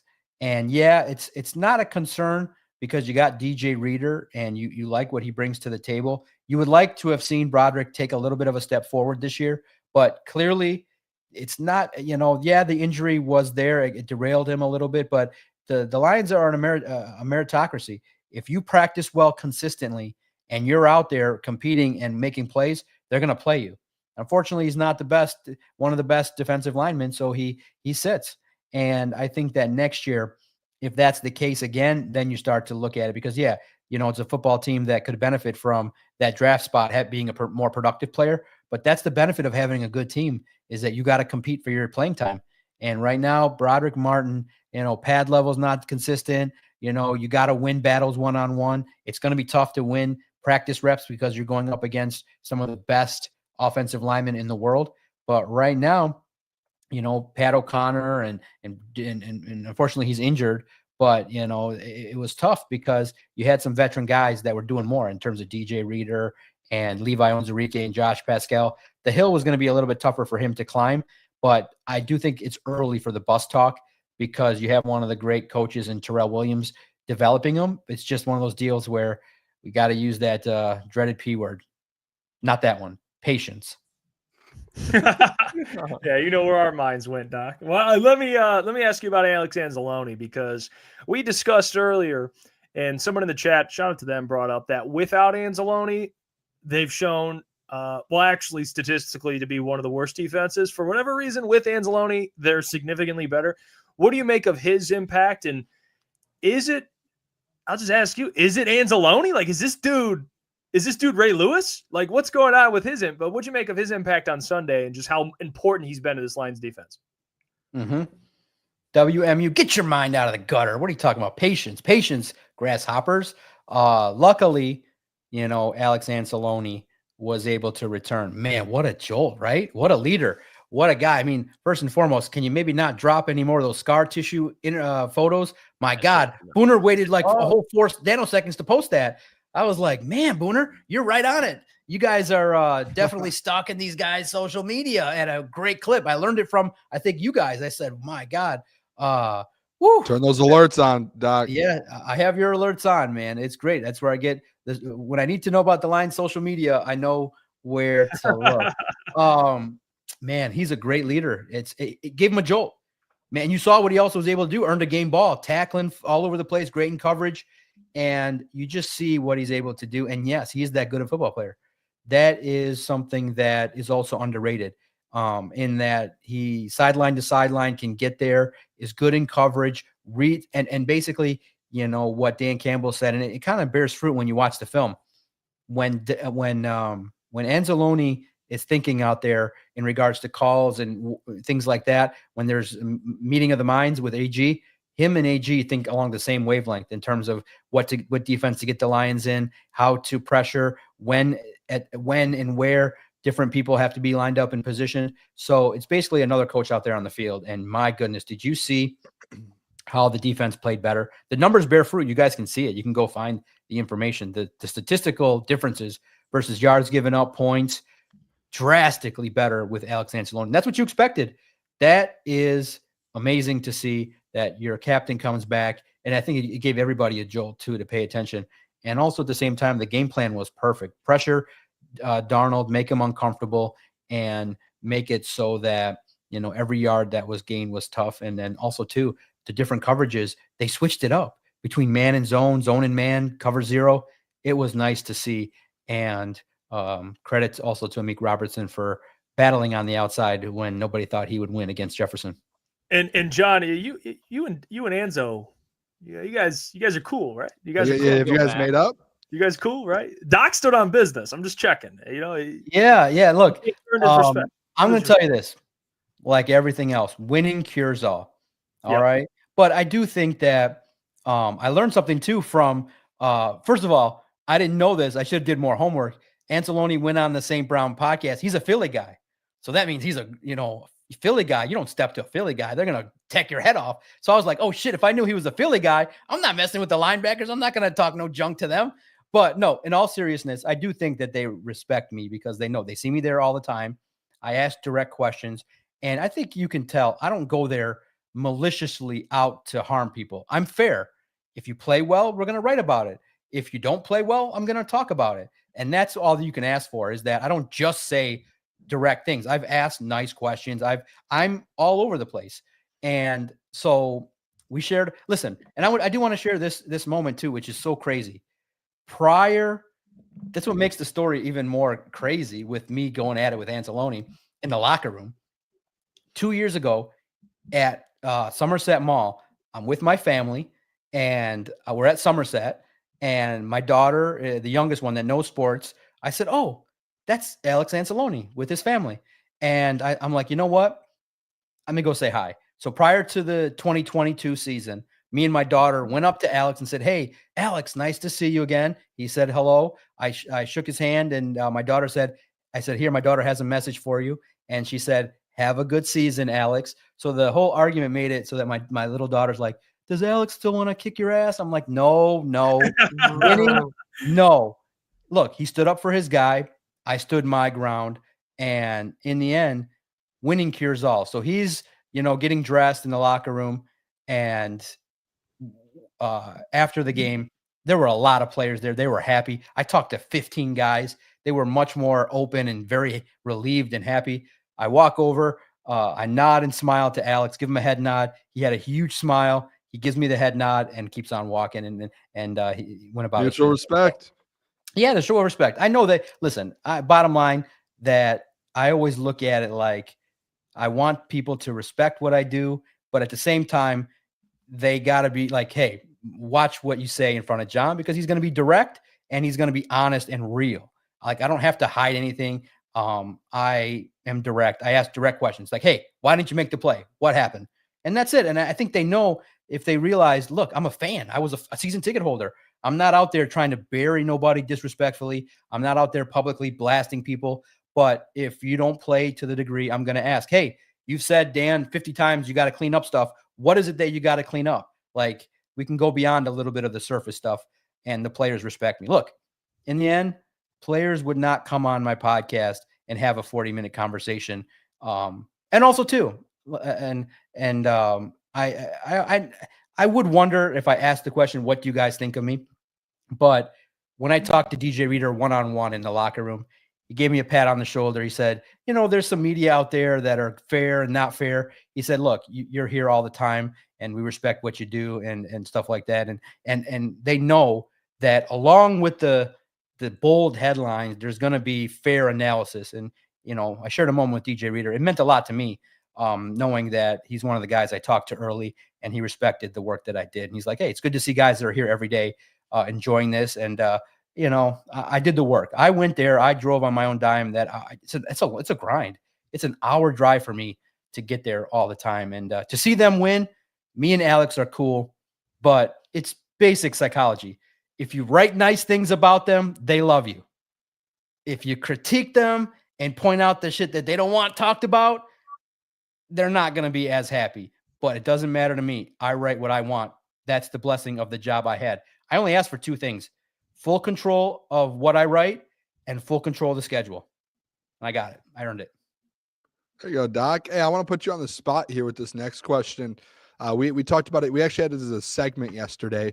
I didn't see on your website, or at least I haven't yet, you put out projections on all pro teams for the AP. I did see Panay today was on it looked like the player voted AP all pro team. I don't know if it was AP, but it was the player voted one. I think the NFLPA. Who do you think offensively and defensively, or even special teams, I guess, who do you think gets on the Pro Bowl or the all pro team this year? I think we all had 5 or 6 each. I could be wrong. I think we each had 5 or 6. Me and Hefty had 6. You had 5. Yeah. Yeah. I'm putting you on the spot, Doc. I apologize. This is on me. I should have maybe told you before, but who do you think makes the all pro team? Yeah, no, you don't have to. You guys don't ever prep. We could talk about it all. I love the fact that the NFLPA didn't vote Kirby in. He's not winning any player votes. So clearly, okay, we can start with the for sure's, I think. Amon-Ra and Panay Sewell. I think those are 2. I think Jared Goff should earn all pro status the season that he's had. The others are going to be tough, I think, because, the players are interesting to learn about. I have no idea what these writers think about because I don't talk to too many writers. I talk to one locally intently, and I'm curious what they will look at. Defensively, clearly Kirby should be on there. That's 4. Branch, you could make the argument maybe later on in the year he tailed off. So I know those 4 for sure could make it. And then, did Jahmyr Gibbs do enough in the second half of the year with some more opportunities to make it? Maybe, maybe not. But I know those 4 could definitely be in the conversation. And, I'd be interesting one day if I ever had the opportunity to be a voter for those kind of things. I'm not. And I'm fascinated because, a lot more people take weight with the all pro than Pro Bowls. There's a lot more financial benefit to it. But I gave you the good 4. Hopefully, you can fill me in on who else I maybe missed.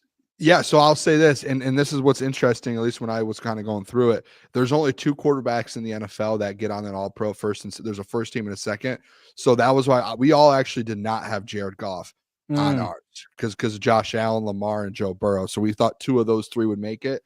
I had Frank as well. I think there's 2 centers. I had Frank as the second one. Fox, man, yeah, Fox for sure, the punter.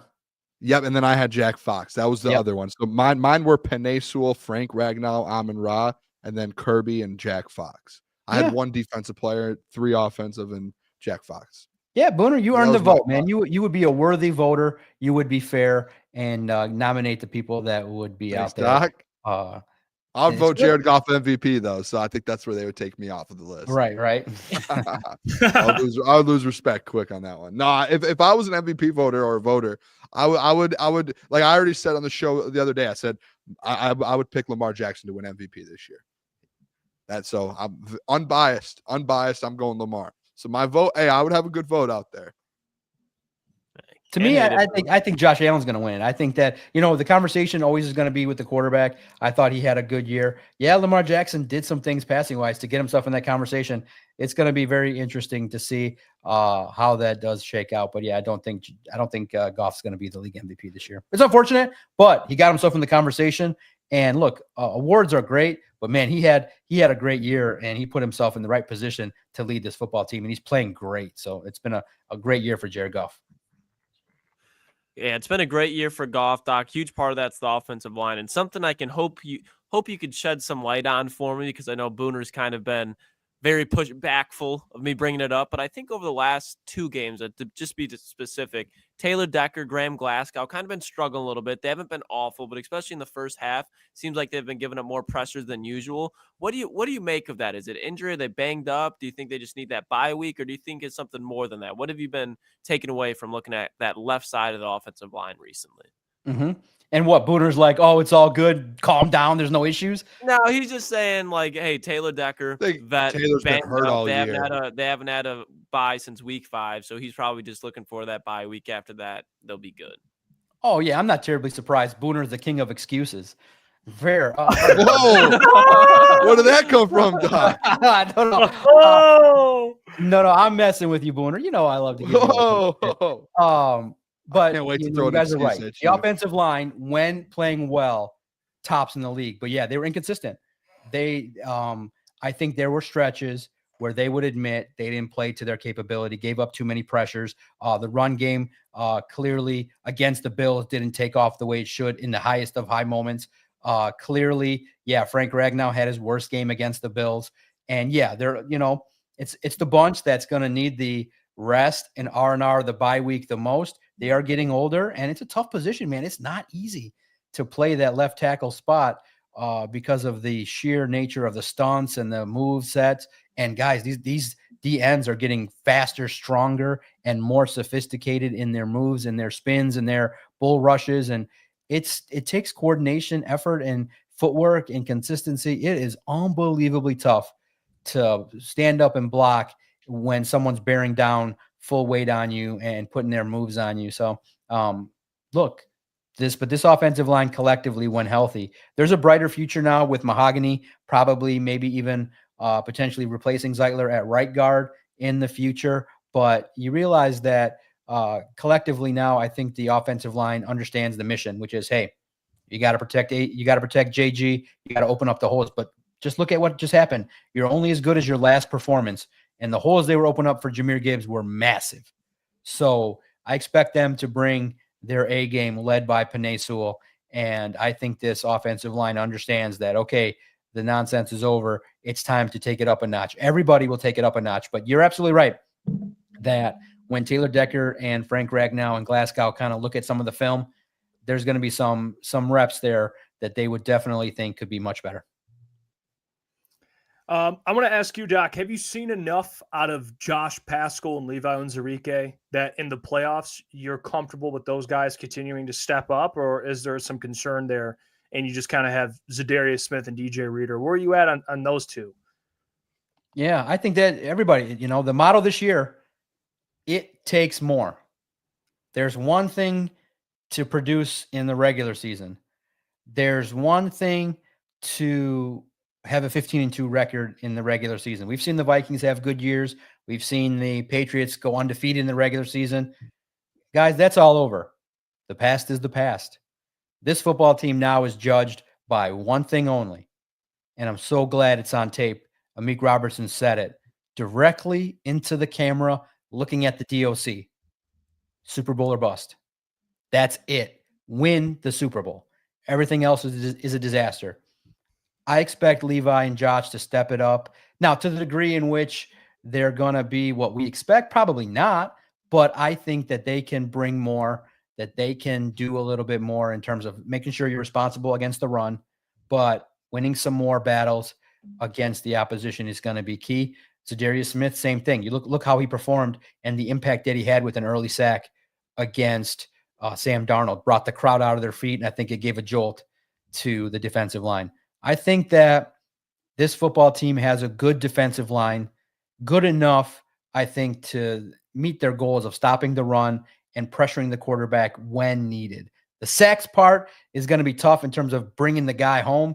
That might be a little bit tough, but I do think that you saw how they blitzed from all different angles against Sam Darnold. Al-Quadin Muhammad was there. Like I told you, he earned a sack, and you recognize the injury to O'Connor is going to be a little bit of a challenge. I think Dan Campbell said it's not looking too good, but I expect Pascal and Levi now with some rest to get the opportunity along with DJ Reader. It's now or never, and I expect them to deliver at least to the degree that you can feel comfortable that, hey, a quarterback cannot sit all day to read the pocket. You got to be able to get to him within 3-4 seconds, if not sooner. Hey, Doc, it was in the chat a little bit here too, and I wanted to ask you about this whole situation at Ford Field with the Minnesota fans. I think it was the wife of some players, and then obviously there were some other fans. I think it was like a super fan and his wife. Something happened with them. What are your thoughts on this whole situation? I know it's been something on Lions Twitter that's been going kind of pretty crazy over the last 48 hours. Just want to kind of get your thoughts on the situation, though. Yeah, look, I it was interesting. I kind of expected the comments to be prove it with video. That's a fair, for most people. There's we talked about it last week, the level of distrust. My job was just to report that it was said. I can't prove if it was real or not. So I can't speculate on it. That's what her experience was. I understand. Look, no doubt about it. I can sit here unequivocally and tell you the fans of Detroit in large mass, great people, great humans, love of the opposition. This is nowhere near a Philly situation or a Raider situation where there's fights in the stands nonstop. Could there be an alcohol-fueled incident? I could see it. But, it's always one of those deals where when something gets amplified to that degree, I think, clearly what's going to happen is, and it's the whole herd mentality psychologically. The Lions fans are going to be like, oh, no. And the Vikings fans are going to be, oh, look at these animals in the crowd. It's not that. Lions fans are gracious. You could have a beer with any Lions fan and have a good time. Come on in. If you're on the road, wear your opposition jersey. You may face a little bit of heckling. You may face a little shit talking from me, but you can feel comfortable. Anybody can sit in Ford Field and handle business and enjoy the game safely by and large. Now, there will be some asshats in the crowd, maybe drinking too much. They may say things. Most importantly, if you feel unsafe, there are numbers to call. Make sure you know them. Make sure you know your surroundings and be careful. And then two, if you want to be ultra safe, I was always of the opinion that I'm more of a, wrap it up 4 or 5 times kind of guy. Be very, very safe so that you don't cause any problems. So in that sense, if I ever went as a fan to a road game, I never wore Lions gear. I just went, enjoyed it, clapped personally inside, rooted for the Lions, and went home safely. Nobody knew if I was a Lions fan. Nobody knew if I was a road fan. There would be no problems. But you got to remember, life is about the choices you make. If you're going to a road game and you're wearing all blue and you're going to the Packers stadium, there may be some fans that talk some shit to you. You got to be prepared for that. But I look at it from a reasonable, responsible perspective. Go to Ford Field, have a good time, be with your group, And if there's any concern about your safety, if anybody's talking to you inappropriately, then go find somebody. They will handle it. Maybe slowly, maybe really slowly, because security thought that I was an employee of Ford Field, but they will handle it in a reasonable, responsible way. But I will never, ever collectively lump the Lions fans as a bad group of people. In no way, shape, or form. They are a great group of fans. You can have a good time at Ford Field, but there may be a couple asshats that sprinkle out with some alcohol, some things that should not be said, especially in front of kids. Yeah, amen to that, Doc. I think very well said. Fans are going to be a huge part of this playoff run. Do you think there's another player on the Detroit Lions, role player wise, that's going to be kind of like an underlying X factor, whether it's on the offensive side or defensive side of the ball, that kind of helps the Detroit Lions trajectory to get to that Super Bowl? Do you think there's any underlying X factors we could see going forward? Underlying X factor. Look, I like what Mohamed brought to the table. I think that he's a linebacker picking up confidence and doing things. But, I got to shout out Amik Robertson. I think that, playing outside corner and shutting down Justin Jefferson deserves a lot of praise. And the thing that I love about him is he straight up told me, I knew I could do it. I knew I could handle it. I knew once I was given the task, all good, we win. I was like, man, I love that swagger. And he said it right into the camera. I can't wait till the video goes up. The audio will go up in the morning. I like what Amik can bring to this table, and he's hungry. Like, he's hungry, and hungry to the degree of like, hey, I was not ever part of a winner. Now I am. I want to finish the deal kind of situation. So him, and you got to hope that in regards to what his health looks like, if Terrion's healthy and he gets up there, he's got to take the step up too. Like, he's going to be called upon to continue to make plays and not get a bunch of flags thrown against him in the postseason. So the cornerbacks for sure. Clearly Mohamed, look, Zadarius Smith, in regards to pressure, that's what you traded for him, is to kind of be impactful. Now, in terms of the sack total numbers, like I said, getting home and closing will be something, but impact, pressure, getting after the guys, I think will be great. And then on the offense, you know who the main players are, but the guy I think in crunch situations that can step up and do more, the man with the porn stash. I haven't asked him yet. Sam Laporta. Give him the rock. Let his evolution continue. I think that'll bode well for the offense. Dude, his stash is rocking, dude. Like, he looks like, and he's got a swagger about him. It's interesting. He's like, he stood up there, and I wish I would have aired it. He's like, I'm going to take just one more question, and I think it's time for me to go. And I was like, okay. That is like, typically doesn't end up going like that. I think because no PR was near, typically you don't really hear a player say, I'm only going to take one more question. But he's got a swagger about him. He's a little bit more serious, with the media than I would like, a little bit more like direct. But I like what Sam Laporta can bring to this offense. Feed him, feed Jahmyr Gibbs, and this football team will dominate offensively and score. So, real fast, quick poll. Because Mr. Khan is rocking the Fu Manchu thing, what you're seeing on camera, should I rock the mustache for a couple weeks, the playoff mustache? See, the problem is, look, just seeing it, this side's not, this side's a little bit longer than this side, but I could you should have put it look like Mr. Shad Khan and twirl it up a little bit over the course of the next few months. What do you think, Doc? Are you able to? As a man who cares about your presence, I think you have a great, I'm trying to think of the word. You have a great repertoire. Like, you're very well respected. I think if you went down that road, it'd be an absolute mistake. I think that's shooting yourself in the foot. I think if you're looking a professional athlete in the eyes, asking a question, want a serious answer, you got that little Sherlock Holmes swirl stash going. That ain't the route. Hey, if you wanted, Doc, if there's anybody that could have the confidence to pull it off, it would be you. But if you're asking as a recommendation, I would align on the nay side rather than the yay side. I think if you want to get the stash, I mean, look, you got a good stash going. You got some shadow. No reason to twirl it. Don't do that. Don't do that. No reason to twirl. The inspiration is Mr. Khan. For the last 5 years, I've said I want to do it because I could look like Mr. Khan rocking it. And look, I look at it like half the players take me seriously, half just say the PR thing to say. So I'm not worried I feel like maybe that would be like, hey, man, what the hell's up with that mustache? Someone would say something, but okay, I respect your honesty, Lucas. What do you think, boys, real fast? What do you think? Yes or no? Jeff? Hey, Doc, I've been trying to. Jeff's been working on the mustache for months. It's something light, Doc. It's not of your caliber. I'll tell you this though. You walk into that locker room with a stash, don't tell me a player is going to be like, I got to go talk to this guy. Like you might get more questions because of the stash, just because of the curiosity. So I'll go against you, Klotzy. Maybe it helps. Yeah, I'm going to go against Klotz too. All right, Booner, the man of reason. You're the deciding factor here. Should I consider it?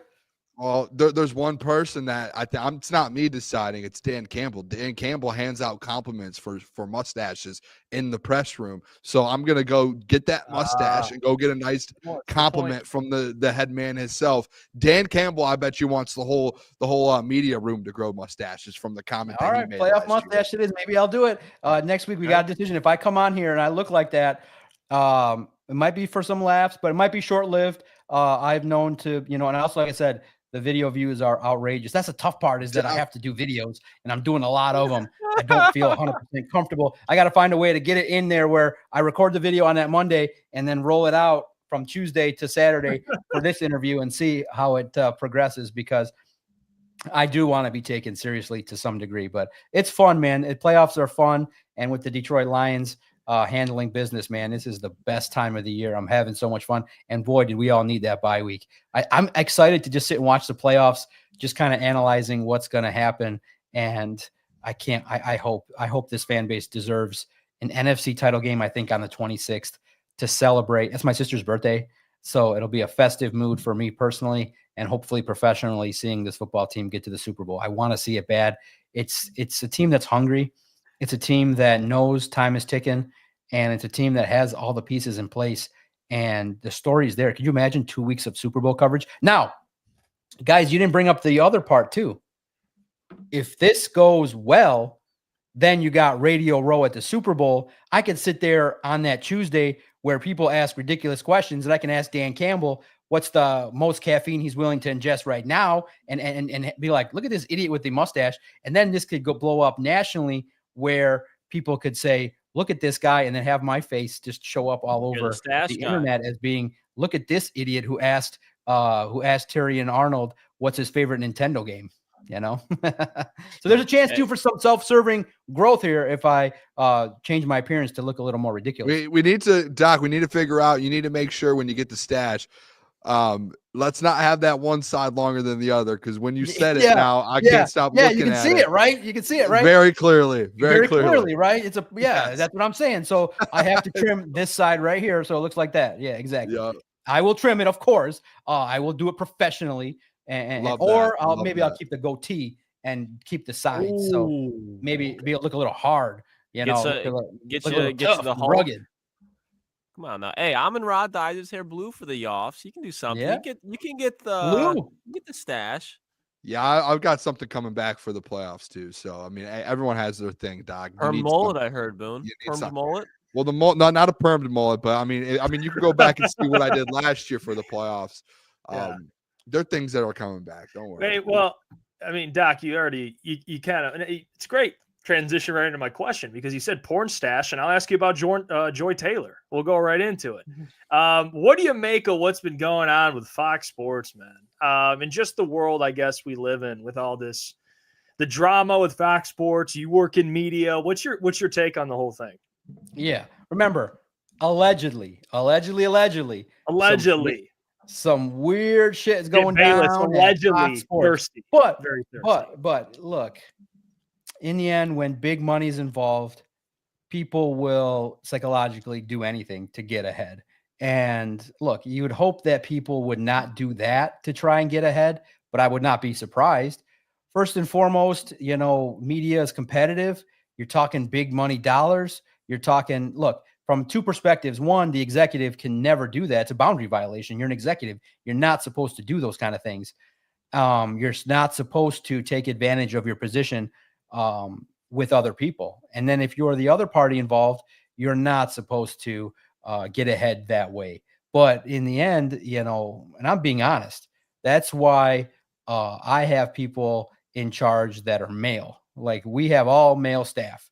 I don't want no distractions. It's the biggest distraction in regards to workplace. And you just can't look, I never want to disrespect a lady that's doing a job ever. I have a great mom.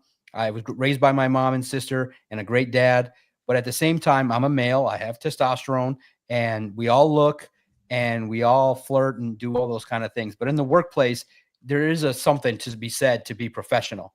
You know what I mean? We could all joke around that, listen, if I was an executive at Fox Sports, Joy Taylor would be in my office too, but hopefully we'd be just chatting and flirting. There would be no final solution. We'd be having a good time.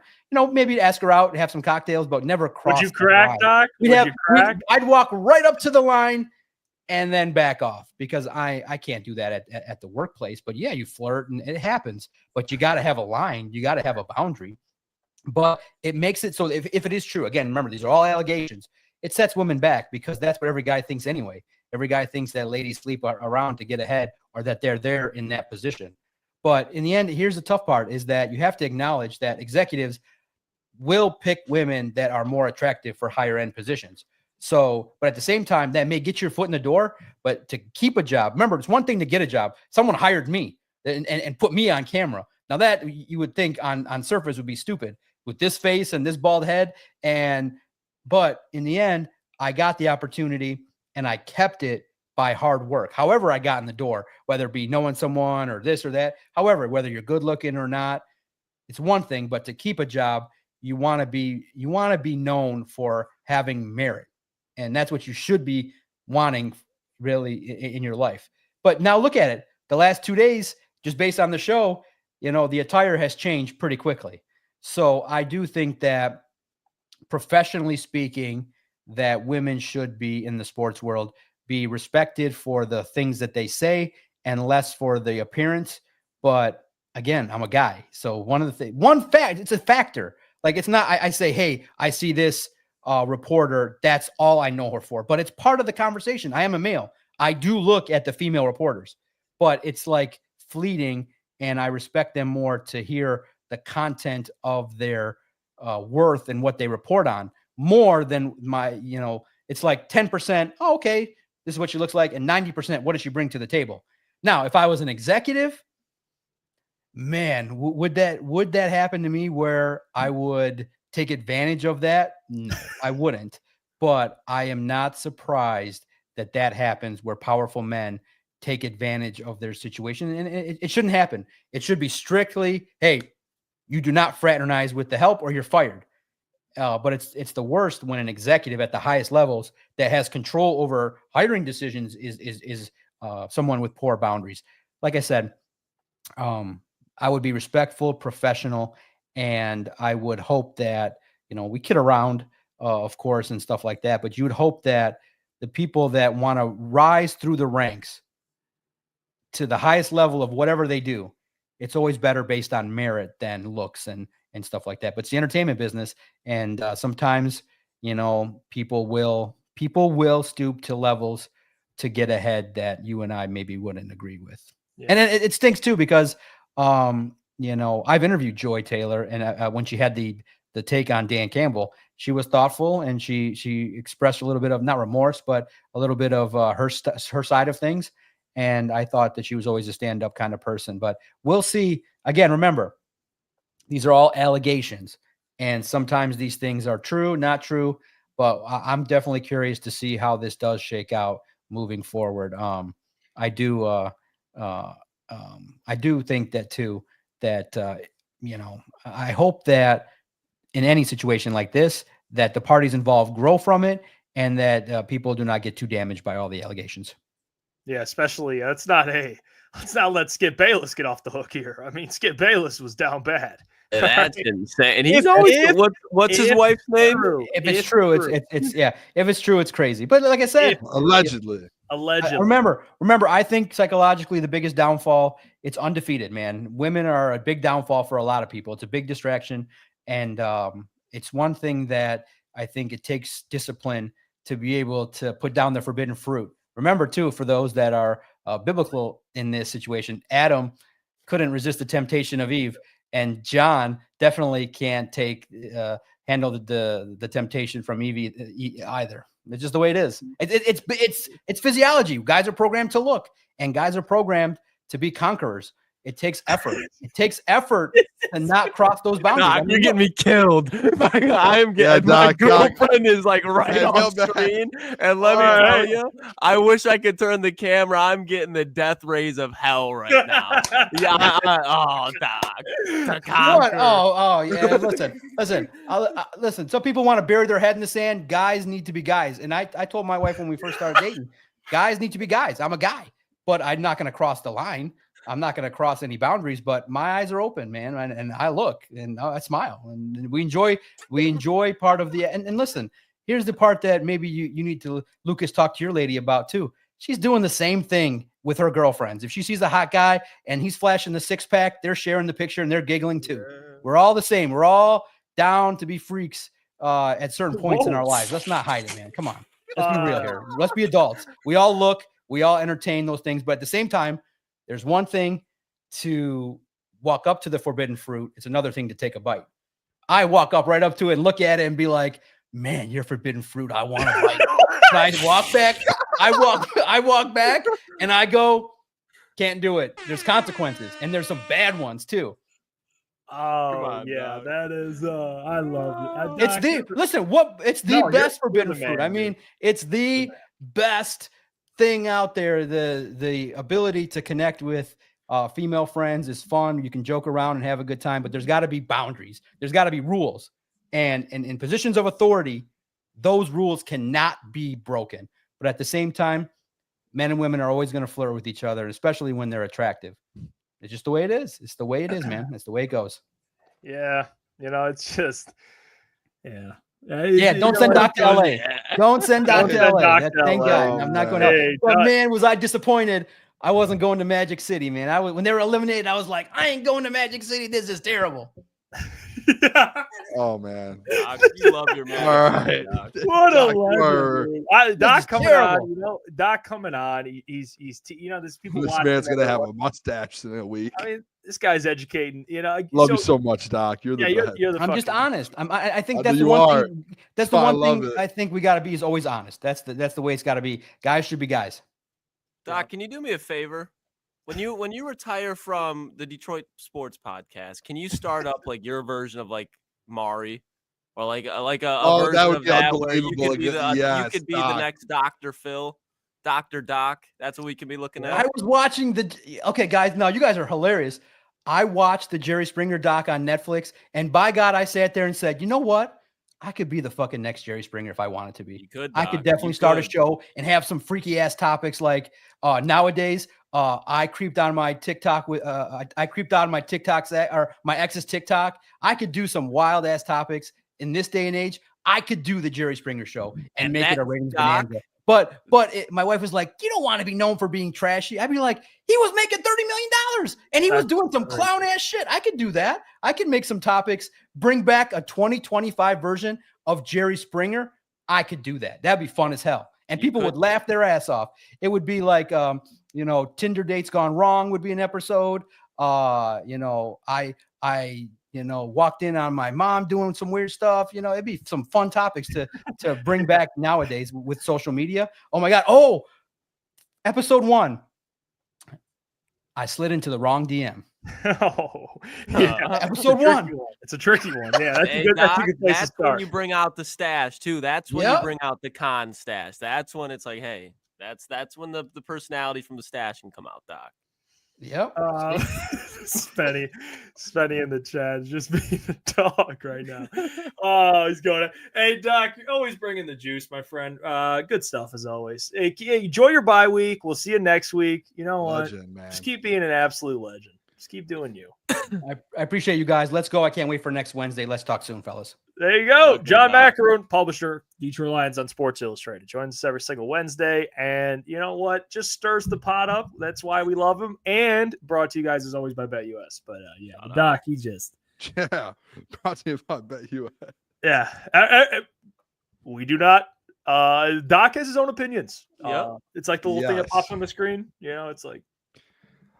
Doc's Some opinions viewer may not be discretion shared. sometimes isn't. He brought out everybody's got to be freaky. It's like, and then the next line is let's all be adults. He Yeah. goes, we're all freaky. Let's all be adults here. Oh man. Yeah, Doc has some crazy. He's got Imagine some walking crazy. in like first like imagine like you sign up for a therapist. I don't know if you boys are with therapy, whatever, but you walk in and you get Doc. That would be the best therapist you could ever land. No, I'm gonna be honest. And I'm just being truthful. Nothing wrong. I think everyone could use some therapy. All right, I think that's fine. I've never had it. If I did it, I'd go to the doc. Okay, I would go to the doc. I'd speak to the doc. He seems like it's like you're getting a therapist that'll help you, but also like he's probably the most. I don't know how he is at work, but I just like to think this way: the most truthful therapist. Like call you out on your bullshit and everything. Like that'd be a fun. I would call the doc, but I don't know how productive the meetings would be. I would just be. I don't think if I like as a friend of his, I'm sure he does good. If he was not friend, but as a like close friend of Doc's, talking to him every day about the line, I don't know if I think we would get into some crazy conversations. I'd be like, I don't think I'm getting any better over You'd here. be in the middle of like an emotional event, and he'd have to stop everything and fly to Allen Park to get an interview with Andy. Be like, hold on. Yeah, you're fine. Doc is awesome, dude. Oh my gosh. How How about those Lions? Midwest kid? He said Doc took the same. The Jason Whitlock is the Jason Whitlock's same thing, crazy. dude. And then I don't know if you guys saw this. I saw like his videos like today and stuff. He's like, I don't know. I don't know. Like his show is like he wants. I don't know, dude. It's just No, if you want to watch anyone talk you have to about go it, watch the show. Marcellus, go watch Marcellus. He's because he left Fox Sports. Oh, so he knows. Marcellus Wiley. Yep. Him He and on keeps it Sports real. Nation. He Because that keeps was it him real. and Max, wasn't it? On Sports Nation. Yes. Yeah. He That keeps shit it real. does- Has he I don't like. posted anything about it? Oh, he does breakdowns on his YouTube about it. Yeah, and he was working there. Jason Breakdown. Whitlock, I just don't like it. You said it like breakdowns, like he's breaking a play down. No, dude. Okay, He's. I'll just say this: smart send it guy to me. for it. Smart guy for it. He's milking it. He's milking this stuff. Yeah, 'Cause you gotta send me it. Yeah, no, he does a good job. But Jason Whitlock's tough to listen to, man. He's tough to. I fucking hate Spenny. I can't do this. Sorry, I mean, just Love the boys. This guy Love the is- boys. no. You want to read it, Lucas, or? I think Booner would have a meltdown if we did that. Yeah, Baldo Lie said Jeff knew exactly what he's doing when he asked that last question. Of course I did. Yeah, I knew the doc would take that and run with it. I did. I knew you would run with that. George says, mailbag, how does Detroit fans in the city act if we punch our ticket to Super Bowl 59? I mean, I don't think you can think of even like a describe it. comparison, like a good comp. It's like, how do you even, Comparison? you can't make a comparison to something that's never happened. Like, Yeah, I don't know. how do you even compute The parade, everything. It just. Yeah, I'm it trying would- to think how the punch our parade- tickets. Punch our tickets to the Super Bowl. Yeah, just not make even it. win it. Just I make mean, dude, that 2 weeks leading up to it is going to be insane. Nuts. You should have a parade for that in itself. Yeah. Punching your ticket to the If they Super Bowl, if double the down with Lions another win one. it, the parade, everything's going to be insane if they win it. Like, I mean, think about if they punch their ticket to it, it's at Ford Field. The fan base is going to be downtown. Like, you're going to like downtown, and after the NFC Championship game is going to be nuts, like insane. Mhm. I mean, I'm sure we'll be down there, so like we're going to be able to kind of see and experience it. Like, that's going to be insane. It'll be nuts. Spenny said job's not finished. Speaking, shout out to Easy, man. He's burning cars and couches. I mean, yeah, you're probably right. It'll be crazy. Yeah, I don't even know what to use as an example. Honestly, I don't. I can only imagine. Seriously. Yeah, this chat is done. I think it's done. There's no. It's like That's unbelievable. This chat's done for. This is great. Oh, I love the chat. Love the I mean, chat. We got to end the show. We got to get out of here. Yeah, I've got things to do. Boone's overstimulated right now. He's not. Yeah, this is too much for me. This is all right. Hey, We're all appreciate- adults, Boone. We can be freaky. hey, appreciate. Yeah, there's definitely. Yeah. Hey, appreciate the doc. Shout out That to was Doc. great as always. Joins us every Wednesday. Hope you guys had a great night. Hopefully, we entertained you a little bit. You had a good time listening. We'll be back tomorrow, 8 p.m. So be here and get your merchandise. officialcgsports.com. I got the hat right now. I'm rocking the Check it Crunch out. Time Check upside it down out. hat. And you can get all your stuff. We have NFC North merch, Kings of the North merch. All that stuff's live right now in the shop. So go get your merch. And All right, love you guys. Let's get out of here. we'll get out of here. Crazy, dude. Yeah, this is insane. All right, peace. I mean, what are we doing?